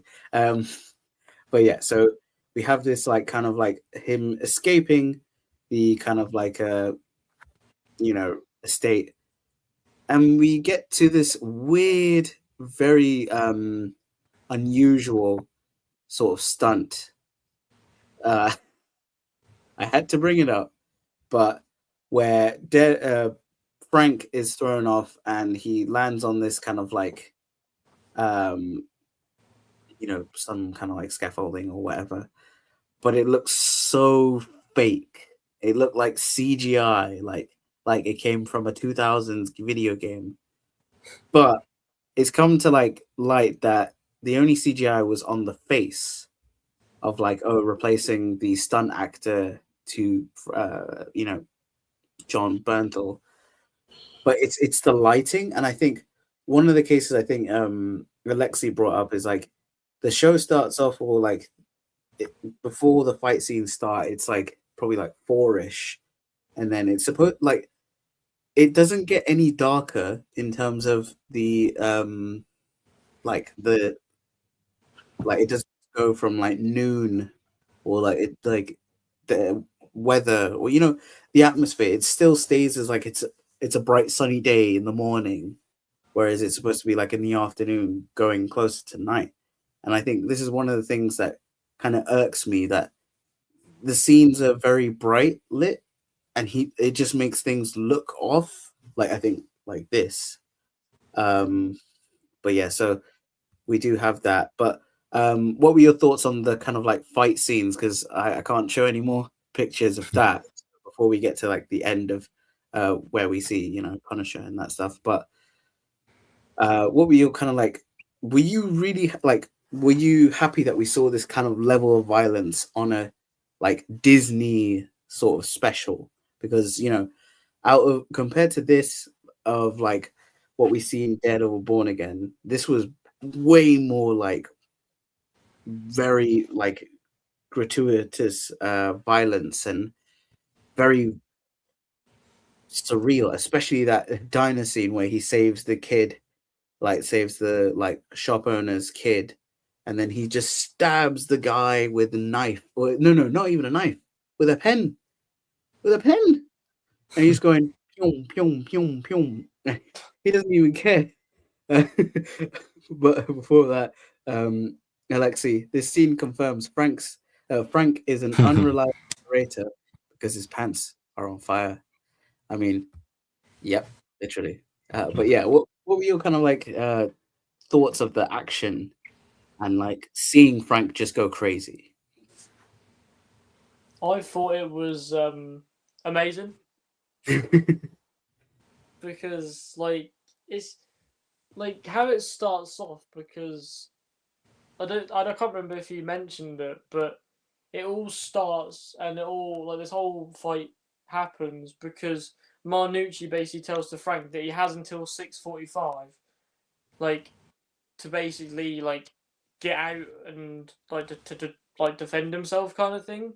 Yeah, And it gets to 6:45, and that means that then his location is like pinged on a tracker for all these thugs. yeah, And so that's why they end up at the apartment building, and they end up like, of course, like you said, causing a bit of havoc to some families. And then he then realizes like that it's real because, of course, the fire, like the guy puts a little lighter fluid and sets it alight, and then he then realizes he's like, and then he basically just does a normal Frank thing where he does his massive, and he sprints through the door. Honestly, when I was watching it, I was like, this is sick, because he sprints through the door, he jumps into this guy, like I think the guy had like an axe or something. He grabs that, he like puts it into his head or something. I can't remember, but like it's just the whole like sequence as well, because I can't tell because I'm not that into cinematography, but I don't know whether it's a one shot or not. But like he's going through like so like he's fighting one guy like at the door of the apartment building. He then goes into the apartment building. There's more guys there. There's a guy with a shotgun, Mm-hmm. going into that Marvel Legends figure, but Mm-hmm. with a shotgun, and then literally he grabs a shotgun. And it's literally like he's got unlimited ammo or something because he just like guys keep coming in. It's like COD Zombies. I thought he was Yeah. playing COD Zombies or something. It's Mm. literally one after the other, just like getting rid of them. They're just like falling down. And I'm like, what the hell's going on? And then Yeah. he, of course, like he basically is like, or he knows that people are there, so he then like sprints it into this other part of the corridor, and there's like so his apartment building is in a weird like V shape. It's like a weird Yeah. like V shape like this, and he's going around like the outer side, and on like the balconies there's like people like there's normal residents and there's thugs, and he's basically just having a full on like shootout with these Yeah. thugs, and like it gets to the point where it shows this scene where he's on the rooftop, he's fighting a load of people still. He gets a bit like battered because of course there's like multiple people on him, and at the end of the day, even though Frank is somehow unstoppable, he's still a human at the end of the day, so he gets a little bit hurt. And so like he gets a little bit battered with like a lead pipe and stuff, and then near enough Punisher just thinks, at least in my head, Punisher's like, right, fuck it, he jumps off the roof. He jumps off the roof into this box, and like when watching it, because I was watching it with my friends, like we did all say like it looked a bit iffy, and Yeah. but at the same time, like you only see it for a split second, so it doesn't it doesn't annoy me that much. But I've heard a lot of funny things come out of this. That a lot of people saying he looks like Joel from Last of Us Yeah. in this one picture, and Yeah. like I can't unsee it now, to be honest, because like it's just so funny. And I'm pretty sure this is the same scene because I think you may have said it a bit earlier, but the scene where he sees the Punisher I think is after this.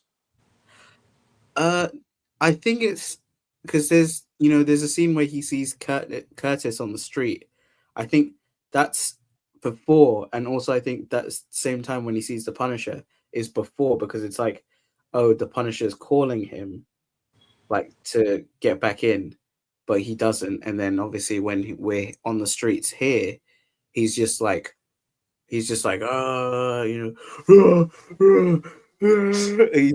I mean, we can expect it from Punisher, or John Bernthal's Punisher, because he's always screaming. He's like, no, no, no, no, no, wait, and he literally does it again for this special, but it's more of like the emotions of when he's in the cemetery, where he goes like, no, no, no, no, no, and it's like, okay, calm down, Frank. But like for him, it makes more sense. Daredevil felt weird, but yeah, no, it was definitely before, because then like when he's on the streets, it's just him like looking around at the chaos, and then like he sees the shop owner getting attacked, but then he goes there and he's like, protect my daughter, kind of No, thing. I was wondering because like there's a scene where I'm pretty sure it's straight after this, where he jumps on some scaffold and then he just like falls over and he just lands on a bus. Like it's just there's this random school yellow bus, and he just like Yeah, yeah, jumps yeah. on the scaffold and then he falls off, and then that's where I thought he saw the Punisher, but I think it is actually earlier on. But then they just go to the same location twice. Yeah, it's, you can tell like from the way they shot this, they only had one location, which was the apartments that are connected to the street that were like where he saw where the bus is, and it's the same place. And like they keep on showing like the shop owner, his shop, and all, the same street, the Nucci family sign, which we'll see later on. But yeah, it's the same location. They didn't go anywhere else apart from the cemetery is the only different location. And if you want to count like inside his room, but I mean, on set, it'd probably be that it was a different location. But yeah. Yeah. But Zion, did you have the same kind of thoughts about the action? Like, hell yeah! Like we're in this kind of like sort of Call of Duty. I mean, one of the things Alexi pointed out in the recap was like it felt like a gamer, or I think it was either Alexi or David Evan Smith, where it was like very third person view of Punisher going and doing an Yeah. action. So it felt like a video game where he's just like one level, and then like next level, and then like oh, pew pew, pew pew pew pew pew. This is the most violence you can see because can't show it. Yeah. But yeah, did you think like it was like oh yeah, hell yeah, we're seeing Yeah. Frank be Frank? Speaking of the video game, remember how I said I probably know where this is taking place? Maybe because this is one of the buildings in one of the missions in GTA 4 Oh, where we did like the shootout. So this is either taking place in either Inwood or Washington Heights, okay, real life New York. nice. And yeah, this is so like video game code just like going from it's like you're the only player, a whole waves of like enemies, and just taking them out wave by wave, going down the building, going outside, going to the bodega, and it was just this was like so awesome to see, especially then again they're not shying away from the violence of like Punisher and like actually over here it's like Daredevil and Punisher that they're diving into like who the characters are. They're not like pulling their punches or anything. Well, Daredevil is, but Frank, he's not like pulling his punches. He's not like saving letting people live. He's just unaliving them like as soon as possible, Yeah. as he can, and yeah, he does look like Joel. Like now that you said it, I can't unsee. Yeah, I mean, I think this is going to be one of the things that we when we talk about the aftermath. But like the fact that all the big action scenes happen when he's in civilian clothes and not in Punisher attire definitely felt off. Because let's get straight to the aftermath of like this all actions. So aftermath. We finally well actually before this image we see during the street carnage that's happening the Marnucci and Barry Barracuda are there, and then like there's a split scene of like where Frank is like, oh, do I stop them and kill Marnucci and Barracuda, or do I save the shop owner and his kids? And he goes he it's a different change to like I think compared to like the other seasons. Well, I mean, I say that, but season 2 he was pretty much caring for a kid. He was pretty much doing a Joel, which Joel is I mean, there's a lot of like the typical I think it's from a film where Natalie Portman was a kid, and it like there's I can't remember let me search it out, but it's that trope of like old man looking after sort of like the younger person. Oh yeah, The Professional or Leon, which is based off an anime. So the more you know. It started from there where you had this kind of like, oh, I need to protect this young kid kind of situation, and Logan. yeah, exactly. Logan did the same thing, and but like it's good to see that Punisher has a hero side.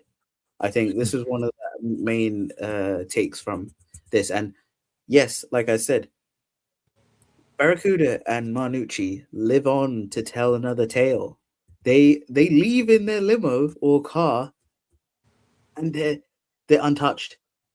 Meanwhile, all the thugs, however, are very much touched in all the bullet holes and knife wounds and pencil wounds, pen wounds, every sort of wound that you can think of. It's happened. But yeah, so we see the scene of like they leave, and then right after it goes like I think like a few months later or something like that, and well, like before that we see him in the cemetery, but he's like, ah, I felt that I was close to my like I was like this felt different, like I was close to you, like this is why I should continue. And I was like, okay, cool. now Punisher's not, doing the same thing he's done in multiple seasons, which I think this is like my main gripe about this special, is that it feels like every season of Punisher, where, like I said, it's the whole, oh, he's quitting in the beginning, and then, oh, someone comes in to fuck his shit up, as if you want to say. And then at the end, he gets his costume and he finally is Punisher. Woo! This is one of the things that irks me, is that every Punisher season, including Daredevil Born Again, I feel, damn, that show continues to frustrate me. Come on, write your superheroes better. Anyway, they all shared the same thing, same plot, same kind of like characteristics for Frank, where he's quit, then he has to get back in, and then last episode or last moment, he gets his costume, and you're like, yay! Like, like very much like influencers will be like, yeah, Punisher, woo woo, and they will be like, yeah, Punisher was mad like fight scenes, and I was like, I don't know about you, but that was just Frank. And yes, some people will be like, Frank is Punisher. He doesn't have to wear the outfit. But I mean, come on. The special is called Punisher One Last Kill. And he's Punisher for 5 minutes, or not even at the end. Come on.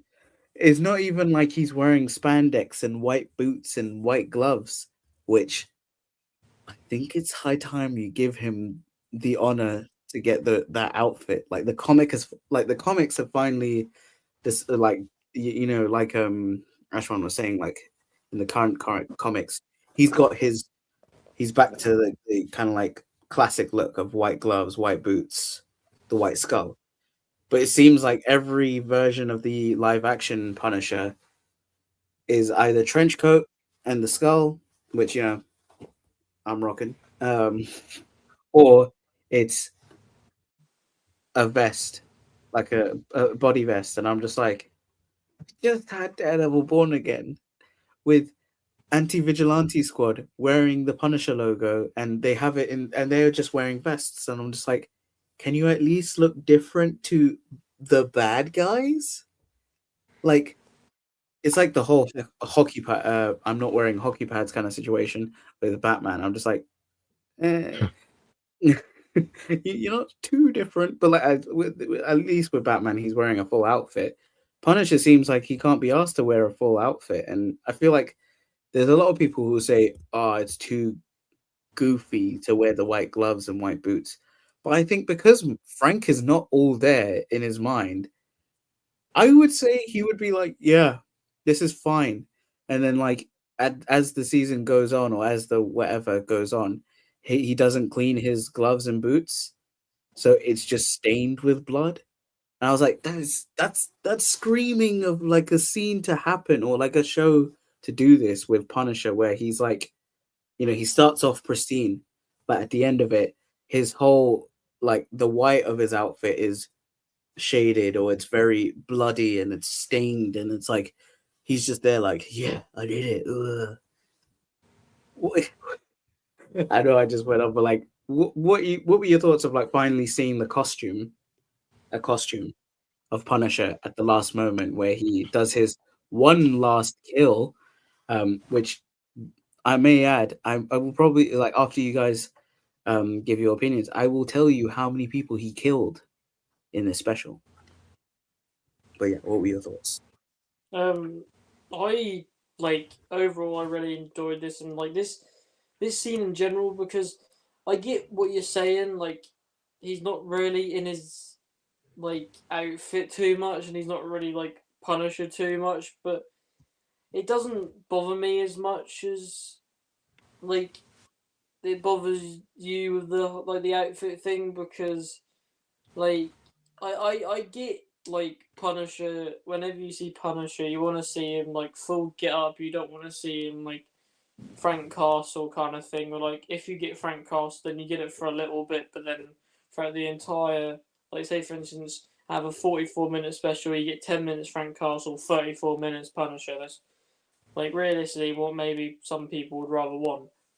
But when it comes to like this special, like yeah, I wouldn't mind more Punisher in costume, but like how it is throughout the whole thing, it just kind of makes sense because like yeah, he's got time. Like the only place I could see him like maybe suiting up would be the whole part between Marnucci and Punisher when she's like, right, you got until 6:45, like you better be prepared, kind of thing. Then I could be like, right, maybe he could then suit up, and then from then on, then he'd be in full costume, like to suit into the story. But like, it's just it doesn't bother me too much, and like the costume from what I saw looks pretty good. It's another different costume, so like that is kind of annoying because you don't know because from going off the Brand New Day trailer, which like I'll quickly just like he looks like he's in a different outfit, and so like don't know what they're going to do with that because I don't know where this even is in the timeline because it seems kind of confusing at the moment. But um, like I just like how it starts with this like thug guy that like who unalives the dog and does stuff to the homeless man's dog. And the last shot of the whole presentation is that guy getting unalived by the Punisher, and the Punisher in his full get up, and like the homeless guy, like because he has the homeless guy's hat, because he takes the homeless guy's hat, and basically just says like that's his, and he gives it back. So Punisher gives it back to the old man, and then he basically just straight up goes to Punisher. That's not all he took, and then Punisher just grabs this, or the guy starts running. Punisher grabs his axe and just lobs it into the guy's leg, and it's just like a nice little action thing, even though it's like a split second and then he finishes him off. But it's just like I like the even though this is a like this is only a little like special presentation, like I like the fact that even though there is some loose ends within this special presentation, it starts off with you not liking this antagonistic figure and really hating him from the start, and then him then getting his comeuppance in the end of it, or him getting like him basically just getting like uh unalived by Punisher by the end of it, which a lot of people, including myself, probably wanted. And so like to go off of that, it's just even though like I said with Brand New Day, like his look in this compared to Brand New Day is like a bit different, and so like I don't know what they're doing timeline wise because like I said it's kind of confusing, but like my standpoint on this is I thought it was very good, and also now I'm just going into Brand New Day thinking like how are we gonna go from Punisher One Last Kill to Brand New Day, but also explain why he's different, if you know what I mean? Like, because I feel like one of Marvel's main problems, because they do it a fair bit, but they're getting a bit better at it now because they're actually like they're not doing as many projects, so they don't have to like explain as much. But one of their main problems is explaining stuff. Yeah. Like because going into One Last Kill was ended, Punisher's got a beard. In Brand New Day, he hasn't got a beard. Like are they gonna just like be like right one day Frank Castle's just like no, I'm just gonna shave it kind of thing. Like or are they actually going to show parts of this just so we know what Punisher has been doing after this, or is this even before Brand New Day? Like honestly, like even though I very much enjoyed it, I just don't know timeline wise what's going on because some stuff feels like it feels like it's going Born Again, Punisher One Last Kill, and then Brand New Day, but I don't know because it doesn't tell you that much within it. So Yeah, exactly. Like you said, it's they have a very bad like inconsistency sort of like sort of schedule, like kind of like way of discussing or seeing what happened of like I think one of the outliers is like how they explained all the you know Captain America Brave New World thing very quickly, and I was like, oh, wait, what? Like, did this happen? Like, and when they did eventually talk about it, it was like, oh yeah. Long story short, Captain America's Captain America, and it's like that's not really a good like.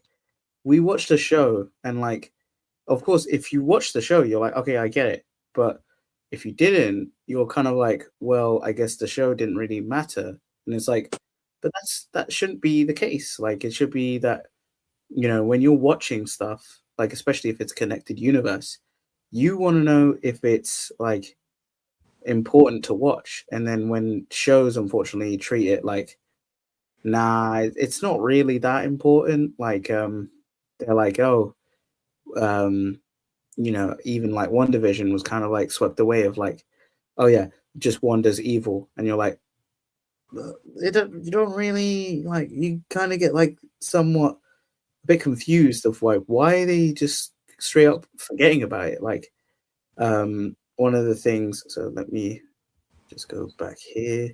One of the things you mentioned, which was Punisher's look, and this is what he looks like, or like kind of like a close up of like what he looks like in Spider-Man. And yeah, you're right. Inconsistency. He's got no beard. And his logo looks very different. It doesn't have this angular look that this chess piece looks like. I can even He find looks it. like he's just come off of Born Again season 1. Yeah, exactly. Because like I think the shots that they've shown of Punisher from this special, like behind the scenes, it's a more angular skull, which I actually quite like the kind of like sort of angular skull compared to the more very faded look that we see sometimes with Punisher's logo from the MCU slash the kind of like the Netflix era, because it was pretty much just he spray painted it on, and it's been the case ever since. Although this, let me get a better image of it, because it is pretty much like one of the things I'm like, oh yeah, this is definitely different. Let's see if that is shown here. Here. Yeah. So this is the closest we got from like on the behind the scenes of the special of the skull. Now, let me see if I can. There's no audio, so that's good. You can see it's more of an angular skull. Like you've got the faded of the like teeth at the end, and his like this part is more like jagged. But yeah, it just feels strange to then eventually we go towards what Brand New Day has, and it's different. Or it's definitely been some time. He doesn't have gloves again. You know, just feels strange that like there's no consistency of like we're literally gonna get Spider-Man, and I know a lot more people are gonna be watching that, like because it's a film. So there's more film goers out there compared to show watchers. I mean, the special is pretty much a film usually, because it is just the one thing and that's it. But yeah, it definitely feels like I get your understanding of like you don't mind the kind of like Punisher outfit of like Frank being Frank, that's cool, whatever, sort of situation. And I'm like, I do agree with that, but I feel like when you label the show Punisher One Last Kill, we need to see Punisher, not just Frank.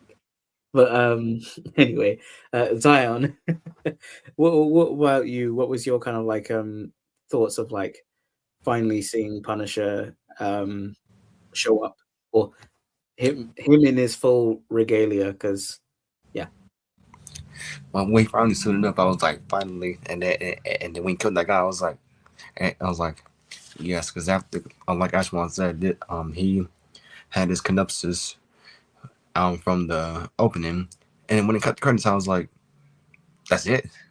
we just ended. We really got to see him in the suit, and I didn't mind he was doing that in civilian clothes. It's the fact that like we only see him like in like the Punisher suit for like a minute, and it's just like really, Mm, really. yeah. And this look, and we don't even get like the full look of his suit. We just get like the like close up of like the logo and like how he looks, and it's just dang, dude, that's it, really? Like I was very just like sitting there being like, there's no way. And then I was hoping like it'll look the same in Brandon Day, but now I'm seeing that it's not even the same suit. And then we Mm, expect this from Marvel though, because they're always changing like suits. Like every movie, TV show, like some merchandise. But it's just like his look in the special. It looks like very good. It looks like I'll say this one looks better than how he looks in the trailers of Brand New Day, because like the logo has mm, it like more. You can like see the logo more, while the one in Brand New Day is like more like faded. yeah. Like I think like I think Ashwan was saying, like this looks like what he was wearing from Daredevil Born Again.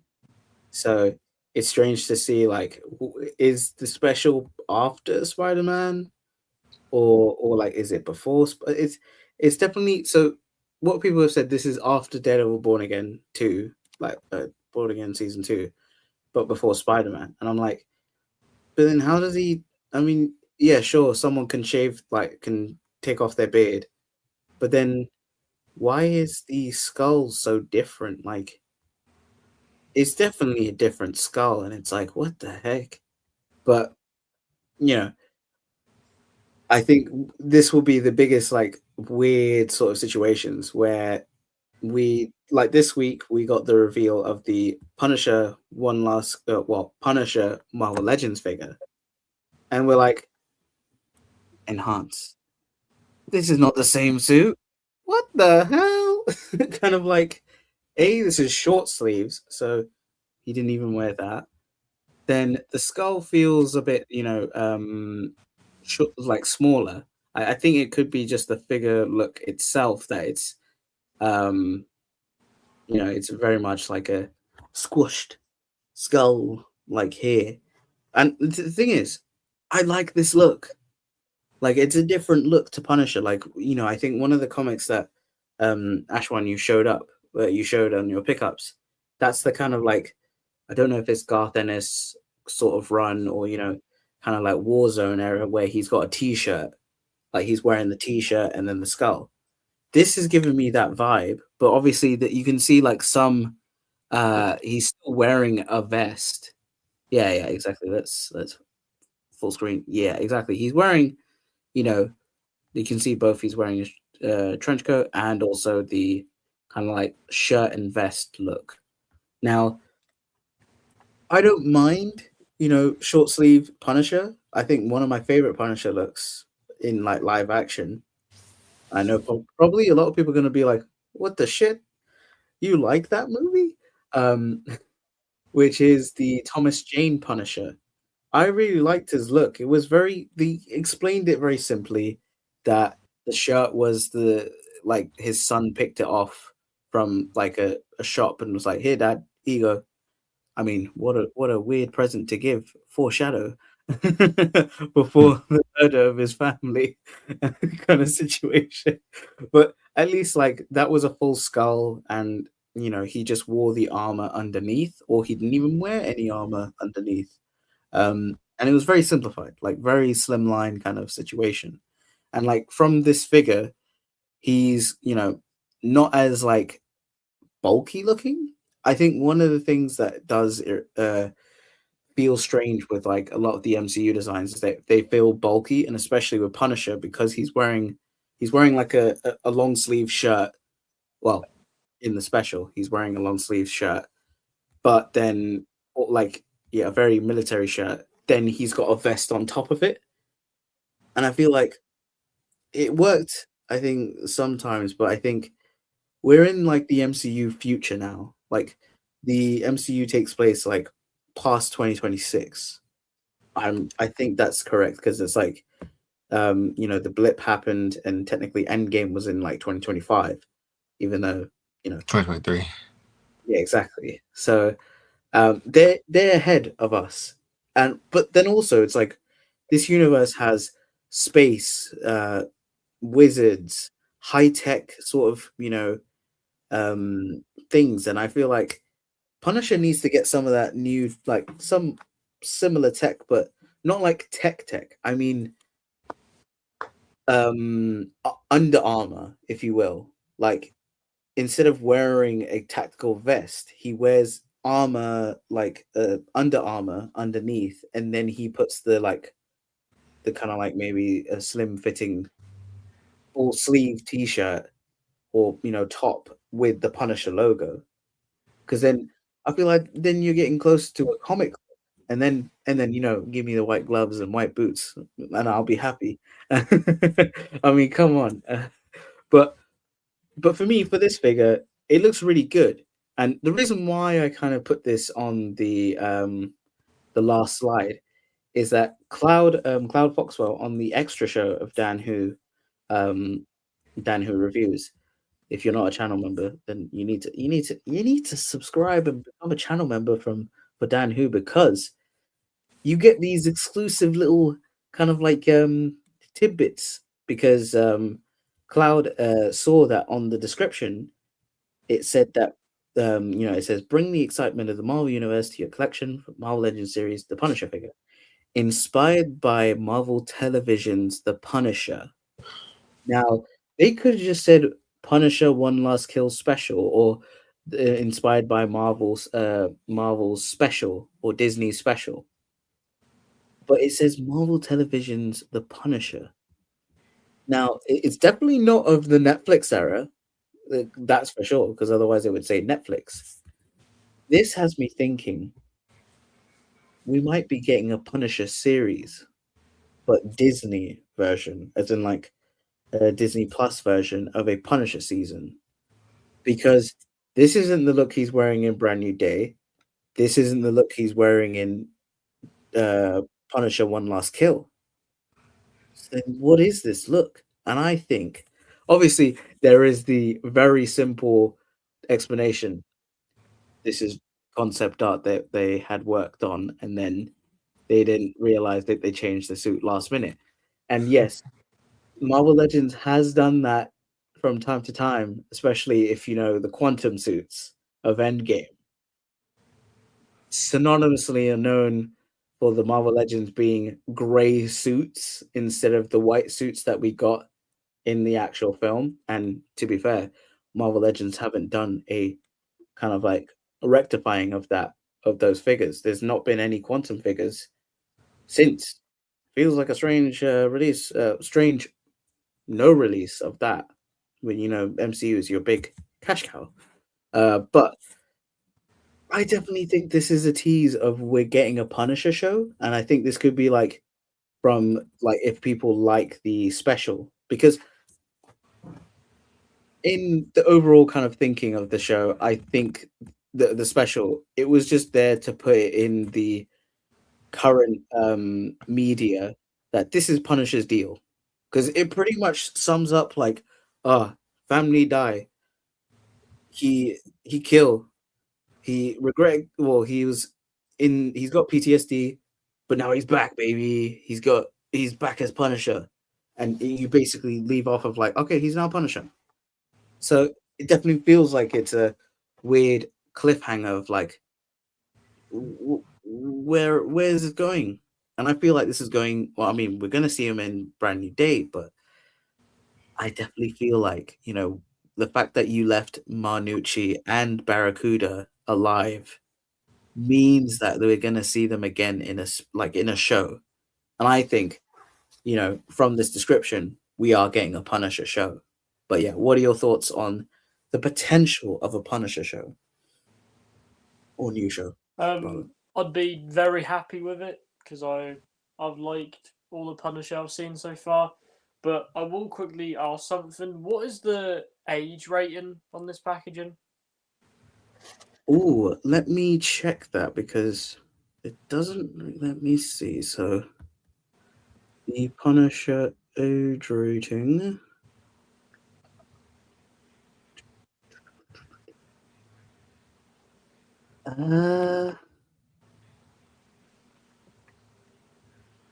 Trying to enhance. It doesn't say. No, it doesn't say. Anyone can let me know in the comments if you know what the age rating for this figure is, because it doesn't show. Oh, 14 plus. There you go, 14 plus. Does that normally mean that they can, like, is 14 plus over the point where they can do more, like, gorier stuff? Or is it Yeah, older? Oh, yeah, okay. for like Because films. if it Yeah. was, if it was under 14 plus, I was gonna say the main reason why it's called the Punisher and not the Punisher One Last Kill is because the whole kill part of it. Like, Hmm. I don't know whether like that would be a thing, but since you said it's 14 plus, then it seems fine. So if we go in the way of that, we may be getting a Punisher series, then I would very much take it. But like at the same time, I'm not. Even though most people like probably some people maybe, but I'm not gonna get my hopes up just yet because I honestly think it's probably what you said, where it's just a concept art thing. Just because they've done it before, like one of the other ones, even though you said about the quantum figures from Endgame, then the other one was Harrison Ford's, or not so Harrison Ford, or Harrison Fraud, Harrison. Red Hulk. And so Yeah. like that's another thing where like they got concept art beforehand but didn't have Harrison Ford on like on the cast just yet or have him on board just yet or something like that, to the point where the figure doesn't look like him. And Yeah. so like I have a feeling that it's probably the same with this, where like I'd assume like John Bernthal, because I know that he was one of the main he was one of the main people that actually made this. Yeah, That he wrote. he and the other people were like they probably had multiple costumes in mind and then decided on the one at the end. But this was probably within the concept art, like I personally think. And so like that's why we're getting it, even though it isn't labelled as Punisher One Last Kill, it's just labelled as the Punisher. So maybe new series, but at the same time I don't know, to be honest. But Mm, yeah. yeah. And Zion, what do you think? Is this a potential tease of a new show, or is this pure concept failure? I'm leaning more to the concept failure because, like y'all said, they have like done this before, and it also could just be like a typo because like everybody makes mistakes. It could be like a simple thing as just like and also I just looked it up and MCU Daredevil season 2 takes place in 2027, and Brand New Day takes place in 2028. So the MCU's 2 years ahead of us. Exactly. So, I mean, come on, just give us a slimline John Bernthal, man. Show his muscles more, man. Come on. He's wearing too much layers. He just needs to. I'm not saying put him shirtless. We already saw that in the in the beginning of the show, where he was like, kind of thing. It's more like I need to. I just want him to wear his comic outfit, to be fair. And Spider-Man is the best looking so far in the MCU because he's got like a very comic book accurate costume with a little bit flair to be unique, but he looks like his superhero that he's supposed to be representing. Punisher, I mean, Daredevil is a bit, yeah, it's so close, but so far the black suit he had the double D's, but not even the main suit. And then again, I really hope he gets a new suit for season 3, like a more slimline one.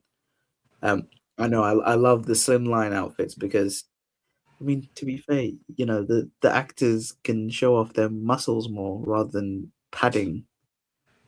Similar to how the boys do it. Like, obviously, some of them are wearing muscle suits, but at least you can say that they are superheroes, like in an outfit, and they can move more. I think that's one of the things that you can tell when they're wearing these bulky outfits that they can't move a lot. And it's like, I bet if he was wearing what he wore in the finale of the special, and he was doing the action in this, he'd be very stiff. Like, it's like how an action figure, when it's really cold, it's super stiff and you can't really move it unless you heat it up. Whereas this, he's very bulky. He wouldn't be able to do any of the kind of like crazy action scenes that we saw in this special. But yeah, um, to round this up, I overall was like, I enjoyed the action scenes, best, top notch. Mwah. It's like almost Raid level. Like, if you haven't seen the Raid film, that is pure action violence, sort of like fun, if you will. And it's a bit gratuitous because it's just guys going, like, it's just these police officers going through a whole block, like a tower, and in the name Raid, but they're like taking down a bunch of bad guys. It's got the actor who plays Sub-Zero in Mortal Kombat. He's in there, but I'd recommend to watch that film if you like action. But yeah, I like the action, but I felt we were just treading the same sort of like story in terms of everything. But I did like that it left the two villains of Marnucci and Barracuda alive to see a potential, either next season or new show or new special. I doubt they'd do another special Punisher. That would be strange. But yeah, those were my thoughts. What about you, Ashwan? What are your final thoughts on this Punisher One Last Kill? Oh wait, I forgot to say how many people he killed. Ladies and gentlemen, he killed about 72 people in this special. Now, there have been some people who said it was 100, and I was like, I don't think that's true. I don't think that's true. But I say 72, but in terms of the whole special, how many people or how many things died, it was 73, because unfortunately we have to include the dog. But Punisher killed 72 people in this special. But yeah, Ashwan, what are your final thoughts on the Punisher One Last Kill special? Right, so I personally enjoyed it very much, and out of 10, because I'll give my rating out of 10, I will probably give it either an 8.5 or a 9 for me. I get maybe if you put it a bit lower because, of course, like you were saying, he's not really that much Punisher in it, so I get why maybe you'd be a bit lower. But, like, other than that, though, I feel like it's what you, like, kind of expect for Punisher, even though, like you were saying, he's not really Punisher. You still get like, for most of it, he's doing stuff. Like, it's not like, for at least like, for instance, all the flashbacks and all that, it's not like that takes up 30 minutes of it and we get 14 minutes of action, just like that's the last bit we get it the other way around, where it's 14 minutes of like the flashbacky kind of stuff and then 30 minutes of action. And so, like, that's what you want when you watch Punisher. Like, it's what you want when you watch most stuff.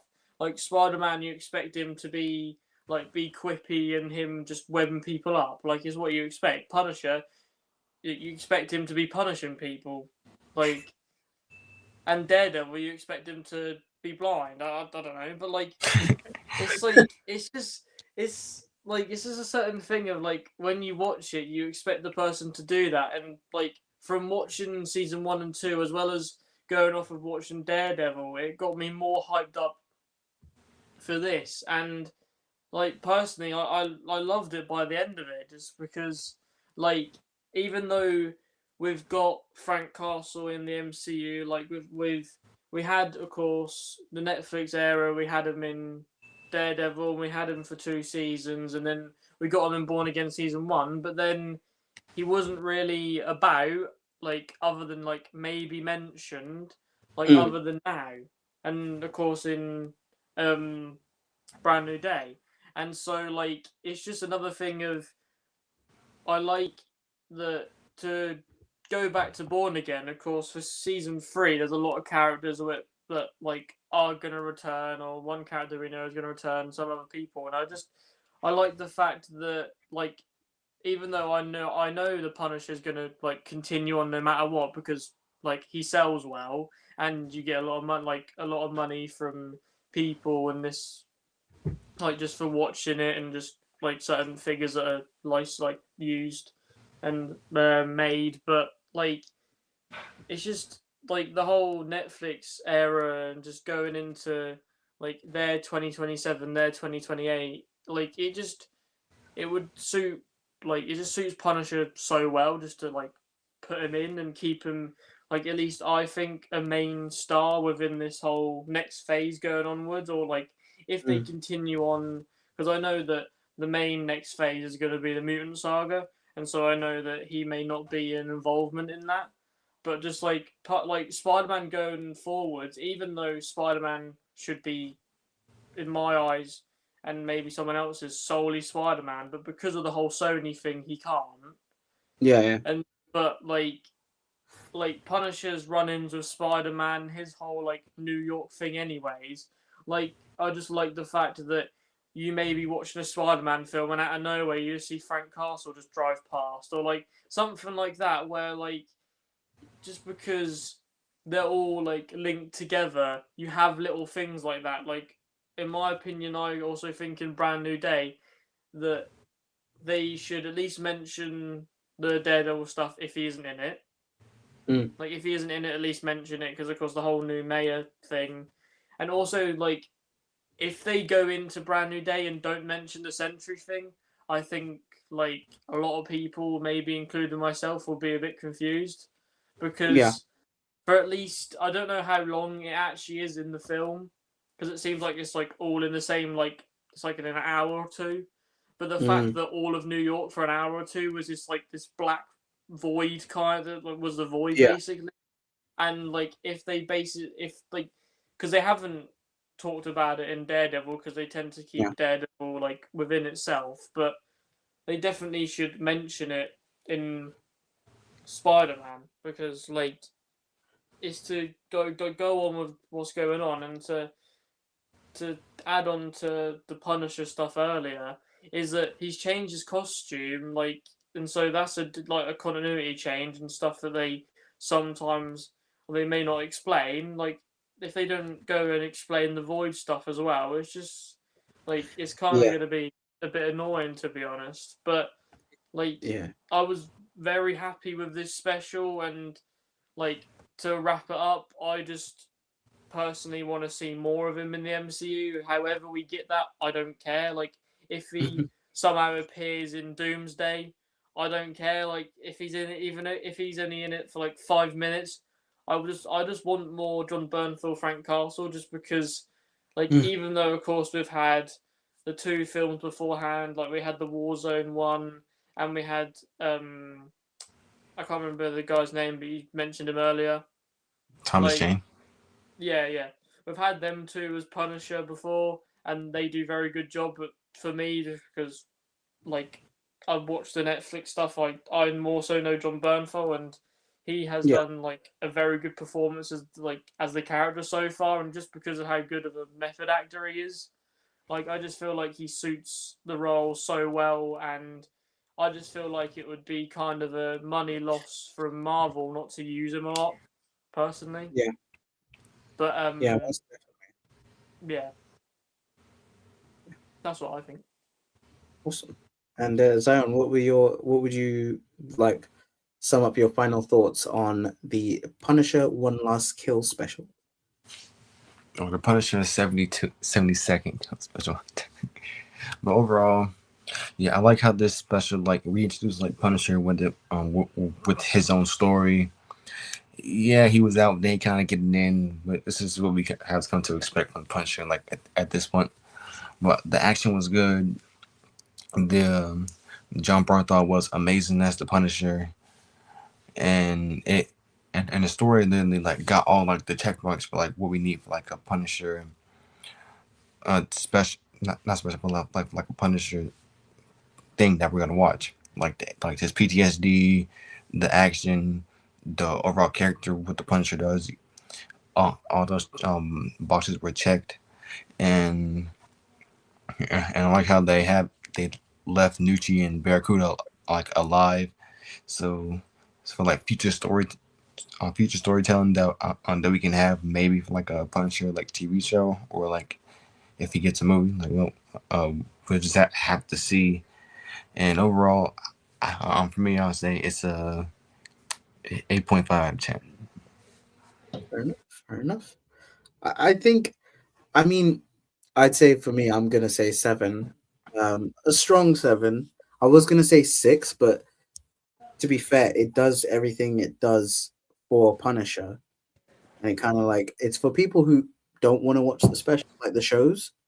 Like you can just watch this, and you already know Punisher, and then you're like, okay, I'm ready for Spider-Man. But yeah, so that is the topic for today. We for Punisher One Last Kill special. Our verdict we've gone over.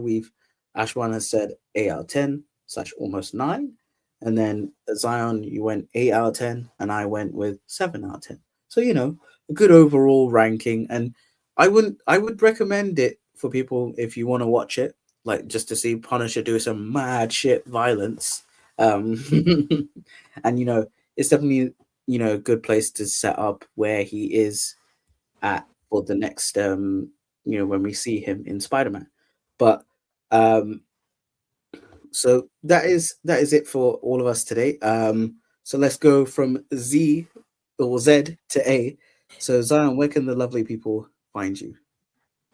You can find me on Instagram at djosty_. Here every Saturday, and on Dan Who's stream on Legend Liquor every 2 weeks. Awesome. And Ashwan, where can the lovely people find you?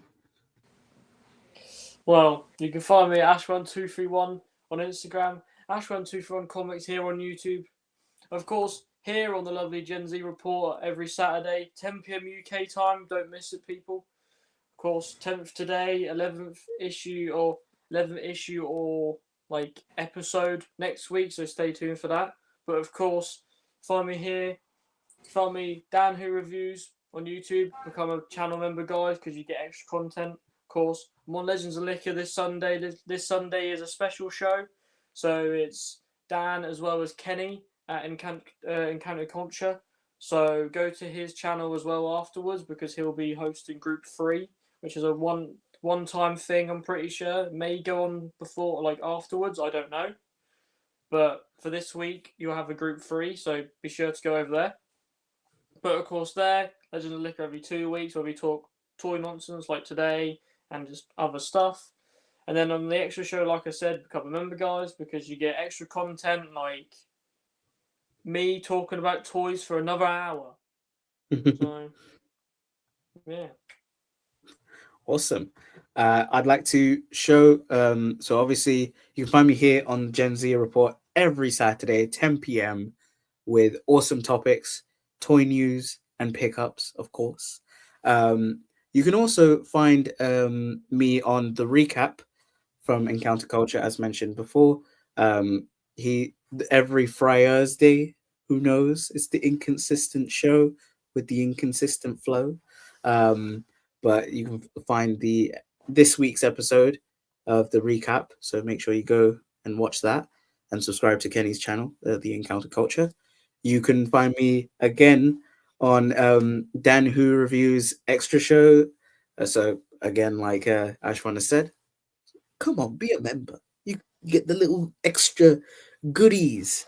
And like Ashwan said, I will be part of Group 3 of Legends and Liquor, the first version of Group 3, the debut, as they say, as this will be the like sort of Legends recap, Legends and Liquor and recap kind of special for tomorrow.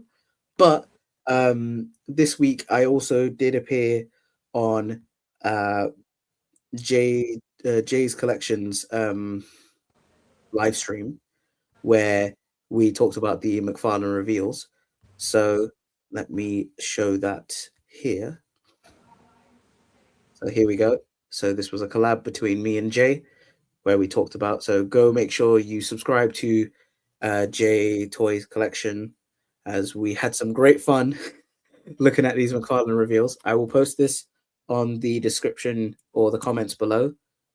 So make sure you check that out. But yes, this is the Gen Z Report, your weekly host of awesome topics. And this is us signing off. Goodbye, everyone.